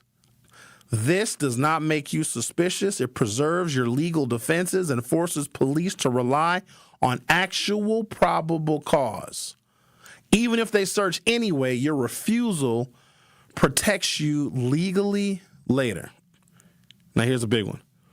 If a K-9 unit is requested, the police cannot prolong a stop solely to wait for a dog. And this is a relatively new U.S. Supreme Court decision. So what they can't do is, well, we're going to call for a K-9, but it's going to be 30 minutes until the K-9 get here. You can then ask that police officer if you're free to go because they know the rules, they know the law, and they know the Supreme Court justices decided several years ago that they cannot just keep you there until the dog gets there. That dog better be there already. But if the dog is there, you better admit because the dog is going to, they're going to find it. If you are being delayed, you can ask the officer calmly, quote, officer, am I being detained or am I free to go? If they say free to go, then leave immediately. If they say detained, then you remain silent. All right, if you're given a ticket, take it calmly. Never argue roadside. The roadside is A, not the place for defense, B, not the place for explanation, and C, not the place for persuasion. Say, thank you, officer. Fight in courts where evidence rules apply. Officers must provide their claims, and lawyers win cases. If you are being detained or arrested, say only, quote, I am invoking my right to remain silent and I want an attorney. Then stop talking immediately. Don't talk to the officer. Not in the car, not at the station, and not in the holding cell. Silence is your strongest legal weapon. Most important principles. Being polite is not always being cooperative with the investigation. Be courteous. Do not be conversational. Silence is protection, not guilt. Courts protect silence. Consent destroys defenses. Never consent to a search. Number 4, you cannot talk your way out, but you can talk your way in. Many criminal cases begin with voluntary statements. The perfect traffic stop script goes as follows. Officer, do you know why I stopped you? You, no, officer. Officer, where are you headed? You, I prefer not to answer any questions. Officer, mind if I search your vehicle? You, I do not consent to any searches. Officer, step out of the car. You, yes, officer. Officer, am I going to find anything illegal? You, I choose to remain silent. There you go. Good luck. The Truth with Sherwin Hughes on 101.7 FM. We'll be right back. The Truth with Sherwin Hughes returns after this on 101.7 The Truth app, and 1017thetruth.com. It's time to plan for kindergarten. Will your child turn 3, 4, or 5 by September 1st? Learn about kindergarten programs and enroll now. Explore schools across the city that offer traditional kindergarten, Montessori, and more. MPS students enjoy art, music, physical education, along with reading, writing, math, and science. Find out about bus transportation and before and after school care. Enroll for fall 2026 by March 2nd. Get the details at mpsmke.com/enroll. Truth Nation, it's time once again to celebrate excellence, passion, and the power of community at the 2nd Annual Truth Community Awards, happening Friday, February 20th at Venue 3 inside the 3rd Street Market Hall in downtown Milwaukee. This award show will honor the unsung heroes who show up, give back, and make a positive impact in our community every single day. We're rolling out the red carpet and showing love to those who truly deserve it. Buy your tickets now by visiting 1017thetruthAwards.com. Tickets are just $20, which includes free food and exclusive Truth giveaways. Join the 1017 The Truth team for an unforgettable night of entertainment, inspiration, and community pride at the 2nd Annual Truth Community Awards on Friday, February 20th at Venue 3 in Milwaukee. The Truth Community Awards are presented by Potawatomi Casino Hotel, Gruber Law Offices, Steinhoffels, Milwaukee College Prep, Cousin Subs, Venue 3 at the 3rd Street Market Hall, and the Milwaukee Bucks Foundation. You served behind the desk. You served in combat. You did 4 years and got out. You were drafted. You gave 20 years. You gave exactly what your country needed. And so did you. When you raised your hand and swore an oath to your country, when you put your name on a dotted line, you became part of only 1% of Americans who did the same. You are a veteran. You are a veteran. You are a veteran. Because no matter when, where, or how you served, you made a sacrifice for your country, and you deserve support. If you're struggling with life after service, don't wait. Reach out. Reach out to a loved one, to a fellow veteran, to VA. Find resources at va.gov/reach. Brought to you by the United States Department of Veterans Affairs and the Ad Council.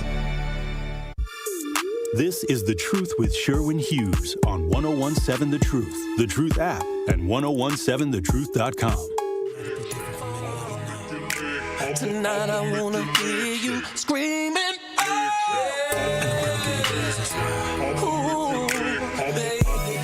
Oops. I'm not supposed to play R. Kelly. Uh-oh. Oh, darn it. He's canceled. I'm not supposed to play. Oops. I gotta turn that off before somebody gets mad at me. R. Kelly could sell out a concert from jail. If they did like a Zoom concert, him wearing an orange jumpsuit, would it be like unbuttoned? It's not funny. No, he did stuff that's bad. Okay? So don't glorify what he did. Okay? He did stuff that's naughty. Don't do naughty things because you'll get in a lot of trouble. So now you should know how to act when you get pulled over by the police. So hopefully I saved some lives and some headache and some grief. Tonight, Donald Trump will use his State of the Union address to sell skeptical midterm voters on his plans. I don't care about what dude is going to say because he's going to lie. And the speech was written by somebody else to try and elicit a certain response from Donald Trump's friends and his critics. I don't think there's going to be much useful information, but how he delivers it and how he goes off script is likely what I'm going to be listening for. I want to give you some details on where I believe the U.S. economy is, because he certainly is not going to talk about this because he doesn't care. Why does he care? I'm just going to keep this just objective. Knowing that the midterm elections are this year, typically if a Republican is not doing very well, if their public opinion is low, if they're not making good on their campaign promises. At the very least, he said he was going to make things a lot cheaper. He keeps putting tariffs on. The Supreme Court ruled against him, including 3 conservative justices. If I'm not mistaken, 1, if not 2 justices appointed by him voted against his illegal and unconstitutional tariffs. And you know how he responded to that? So they said the tariffs are unconstitutional because they are only Congress, only Congress can levy tariffs. And here's what's crazy. They would have. If Trump would have asked Congress to put the same tariffs on those nations that he did on his own, they would have complied because they acquiesced to him in a way that the Supreme Court usually does. But he decided to do it on his own. This is just insane because had he asked Congress, it would have been legal and constitutional. But because he unilaterally slapped tariffs on these nations, it is illegal and it's unconstitutional. So what did he do? Put a 15% global tariff on everybody, even though it was ruled unconstitutional. Let me just take that as one example. This is not a man that fears a political fate come November, because you would just think, because if Democrats are focused on affordable health care, making prices go down, taking away the tariffs, and just getting back to normal governing, you would think that the majority of the American people, which are against Donald Trump and his policies, will be voting for Democrats. But he's not acting in a way where he fears the mistakes of his term. Usually if a Republican is in trouble, they start to backtrack. They become more moderate. They start doing bipartisan stuff. They start focusing on things that they know would appeal to moderates and independents. Trump literally does not care. He is acting as if there is never going to be another election. And see, this is what worries me a little bit. If he continues to go down this path of just doing whatever he wants to do, the American people be damned, prices be damned, inflation be damned, tariffs be damned, layoffs be damned, us heading into a recession be damned. I think this man is going to cheat. He also was quoted as saying that we don't need a midterm election. In the event that he continues down this path that is less than palatable to the American people. And now you got Trump voters coming out saying publicly now they regret it. People also don't like how he lied to them about immigration enforcement. A lot of people legitimately thought that they would go after the worst of the worst criminals. They're just locking up kids. And they're not even being deported. They're being detained. So he's lying about everything. He also said he wasn't going to get into any wars. We're at war with more countries now than I think America has been in decades.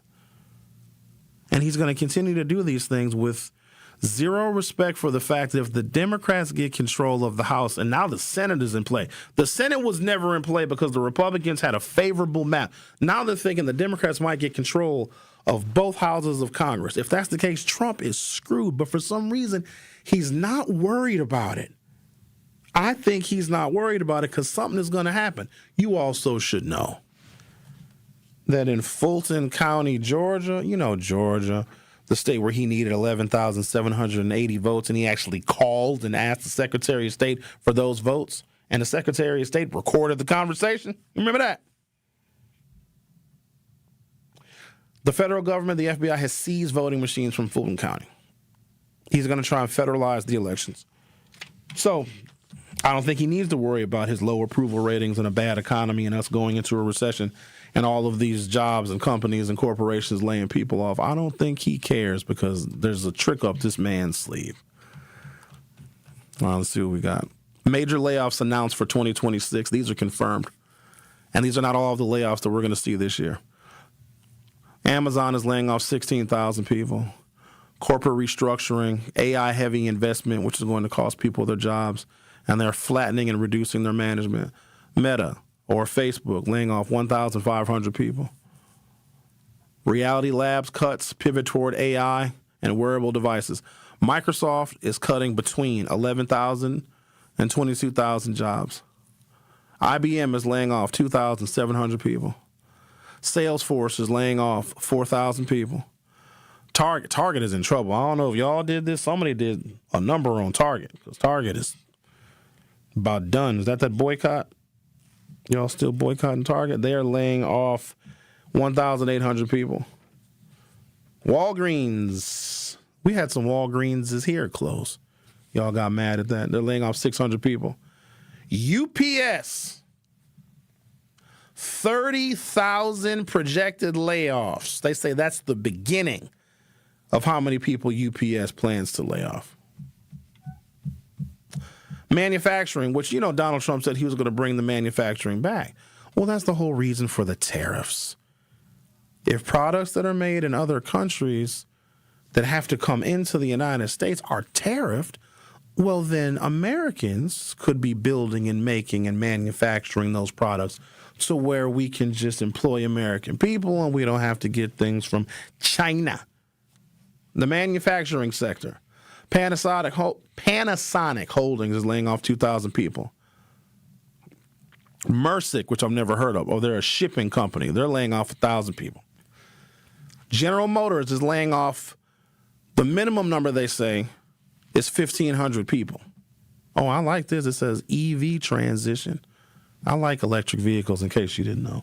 I know y'all hate them, but one day you'll understand. Once you drive an electric car, you just wait. Ford is laying off 11,000 people. These are the layoffs that are announced so far for this year, and these are also the minimums. Intel, you know America leads the world in chip manufacturing. Our biggest competition is China.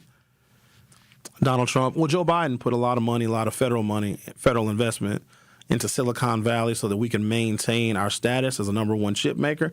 But Intel, that makes the chips in the computers that I'm using right now, your laptop, your home computers, they're laying off 25,000 people. I'm not even close to the end of this list.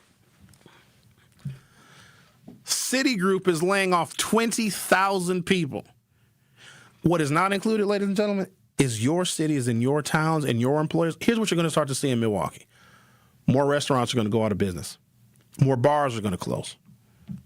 Dry cleaners are going to start to close. What used to be a vibrant storefront and a strip mall is soon going to be vacant, and then it's going to turn into a mattress firm. I did some research on those, those mattress companies that be in them strip malls where nobody works in there. It's just basically a real estate scam. It's not money laundering, which a lot of people thought it was. BlackRock is laying off 250 people. Accenture is laying off 11,000 people. These are just the announced layoffs so far this year. Main Street Sports Group, FanDuel Sports Network. I thought all that legalized gambling was expanding. They're laying off 44 people, at least that's how much they've said so far. So far in the first 2 months of the year 2026, after the first full year of Donald Trump's second term, 108,000 plus layoffs have been announced.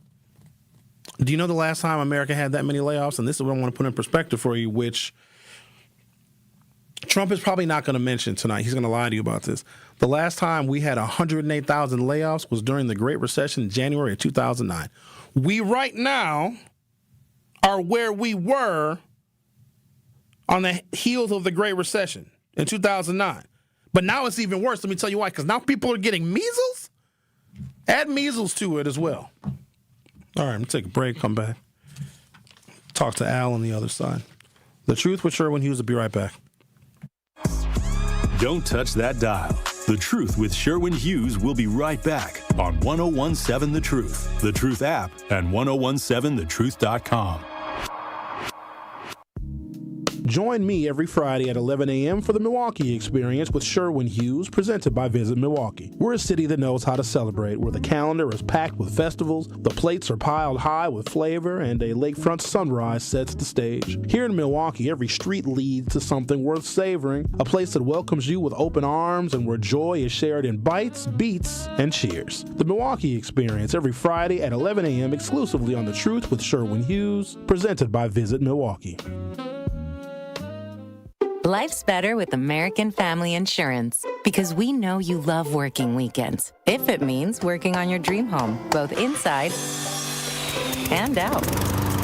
And we're here to help protect those dreams so you can enjoy peace of mind. Save up to 40% when you bundle home and auto. American Family Insurance. Get a quote and find an agent at amfam.com. Products, pricing, and availability vary based on where you purchase insurance and by state. Some exclusions apply. American Family Mutual Insurance Company, SI, and its operating companies, 6000 American Parkway, Madison, Wisconsin. Our children deserve a real chance to make it in life, and a good education is a passport to opportunity. At City Ford Collective, we're working to make sure there's a great Milwaukee school for every Milwaukee family, because more good options lead to better outcomes. And who doesn't want that? Together, we can give every child the foundation they need to thrive, and a stronger future for kids means a stronger future for Milwaukee. To learn more about our mission, visit us at cityfordcollective.org. That's cityfordcollective.org. Hi, this is Sherwin Hughes from 1017 The Truth, and I want to talk to you about something bigger than just buying a house. I'm talking about building a legacy. Owning a home isn't just about four walls and a roof. It's about giving your kids a place where memories are made, where birthdays are celebrated, and where they always belong. It's about planting roots, knowing your neighbors, waving from the porch, and being a part of a community that feels like family. If you've been renting and wondering if home ownership is even possible, Axe Housing is here to work with you. An Axe Housing coach will help you create a plan, a budget, and move step by step toward owning a place you can truly call your own. They've already helped over 4,000 families become homeowners, and many are paying less than they were paying for rent. Don't let where you are today stop your family's tomorrow. Start your journey at axehousing.org. That is ACTS acshousing.org. Your legacy begins at home. This is The Truth with Sherwin Hughes on 1017 The Truth, The Truth app, and 1017thetruth.com.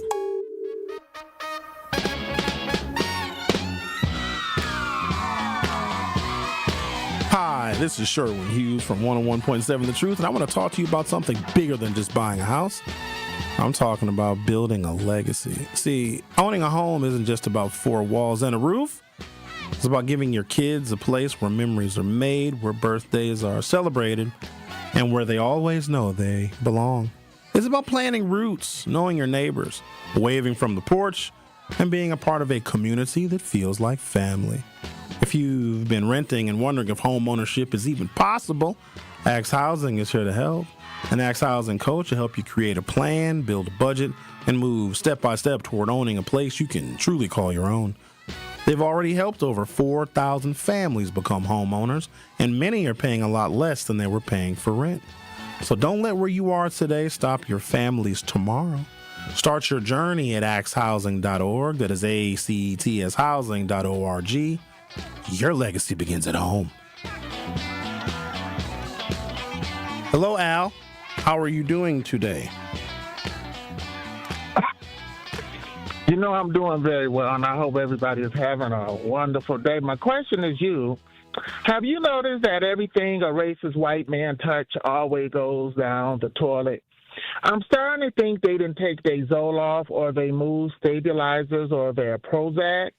I know some of them think they're, highly intelligent but highly retarded because they always, point the finger at the people, but they never get to the root of the problem.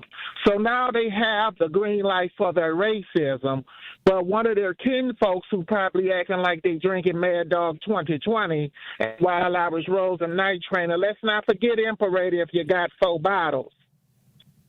Now everybody is quiet. And I never could understand that. All these people losing their jobs, that's not the Mexicans' fault. It ain't the black people's fault. It's the white man's fault. And then y'all sit there with them thin lips looking like somebody farted and say, excuse me, because they've been eating devil eggs all night and drinking that Wisconsin good old brandy. Oh. So I'm trying to figure out why they so quiet.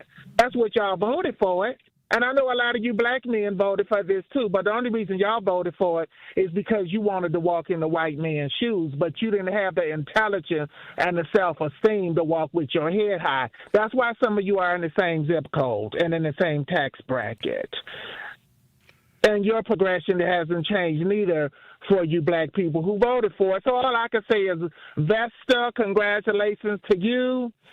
And when you lose everything you got, don't blame the Mexicans, don't blame the blacks, blame that white man, because everything he touched, he always F up. Mr. Hughes, do you think some of these people who voted for it is mentally retarded? Al, I can't answer that. I can't. Or do you think they've been doing too much? Or do you think they've been doing too much fentanyl? Hell, I don't. Some, yes. Some of them, yes, they have been. But I don't know if a Fenty user is a voter, though. I don't know if those two things line up. Well, because my thing is, I heard, yesterday they were talking about, people got mad at people who was dying off of fentanyl. But my thing is, didn't nobody tell them do the fentanyl. You always want to get mad at the drug dealer, but you don't get mad at the drug user. So you can't have one without the other. But aren't those the victims? If people are addicts, we got to feel bad for them because they're sick. No, I don't know. You don't. I would never feel bad for an addict. Because the addict know how to talk you out of a no. What for what? You walking outside 3-4 o'clock in the morning, sweating like a pig on a good charcoal with some wood chips, and I'm supposed to feel sorry for you? And you can be and look, they can live to be 100 years old, half of a heart, no kidneys, than somebody who live healthy. Why would you feel bad for an addict? You chose, but here's the thing: they always cry after the drug is gone, but they never cry while they're doing it. Have a great day. Bye-bye. Bye. That was really philosophical. They never cry when they doing the job, but they cry when it's gone. Well, that's because they're sad that they used. Here's what I think. And I cannot speak for 74 million people. I probably can speak for a definite 10 or 15 million people of the 74 that voted for him. That's what they did, ladies and gentlemen. They voted for him and everything that comes with him, because as we're trying to figure out how we got to where we are, people are saying, oh, you Trump supporters, you voted for this, and every bad policy and every American that gets killed out there protesting in front of their house. Oh, you Trump supporters voted for that. Not necessarily. They didn't vote for these individual, what I'm going to call terroristic acts. They didn't necessarily vote for this type of authoritarianism. They didn't vote for Donald Trump to increase our military footprint. They didn't vote for the Supreme Court to say the tariffs were unconstitutional and then Donald Trump respond to that with more tariffs. They voted for him, whatever he wants to do, literally. You guys remember some of the interviews that we see? This is going back to 2016. When we heard that tape, the Access Hollywood tape, where Donald Trump admitted he grabs them by the hoo-ha, which he really does. And now we got to question the ages of some of the hoo-has he was grabbing. Women would wear T-shirts. I know y'all seen them. I would let Donald Trump grab me by the hoo-ha. So whatever it is that he decides to do on any day of the week, that's what they voted for. They voted for him. Now, there's also some people that voted for Kamala Harris just because it was Kamala Harris. I happen to like the woman's policies. I happen to like the fact that she would protect the pillars of democracy. I like the fact that she wanted to build housing so we have more affordable housing. I like that she wanted to pay attention to groups that have been typically left out of opportunity and have entrepreneurial grants for African-American men in particular. I really like that she had a separate 15-page paper dedicated to the economic salvation of black men, because when we are gainfully employed, literally everybody does better, and black unemployment goes down. I liked her actual policies. I wasn't just voting for her, because if I was just voting for her, I had a few issues with her. It was still cool, though. I interviewed her a bunch of times. It was all right, but I won't ever just vote for a person. Obama was different, though. He made us feel good. That he had some. No, he didn't. He didn't have any policies. He just said hope and change, and I was like, that's cool. I hope it all works out. Actually, voting hope and change. But people voted for him, and so it's getting a little cliched, because the answer you all are looking for, you're never going to get. The next thing he says, he's going to say some really outrageous stuff tonight, and somebody is going to charge up a Trump supporter and say, is this what you voted for? And their answer should be, yes, it is what I voted for. Everything that he does. We know who this man is. We saw January 6th. Everybody saw it. He even pardoned those people. And if they chose to vote for him again, knowing that he was going on a revenge tour, knowing that he was trying to get rid of birthright citizenship, and if they vote for all Project 2025, which nobody read, even if people would have read it, he still would have won the election. Because I don't know if that election was executed fairly in the first place. They were voting for him in everything that he does. So that's the answer of your question. And Al, you got to stop bringing me into your soliloquies, because you make me answer questions that. Mr. Hughes, do you think that all Republican voting men is gay homosexuals that love to be pegged? Al, don't make me answer that question. Jeez, we got to get back to more civil conversation. Join me every Friday for the Milwaukee Experience with Sherwin Hughes. That's presented by our friends over at Visit Milwaukee. This is a city, Milwaukee is, that knows how to celebrate. It's where the calendar is packed with festivals and the plates are piled high with flavor.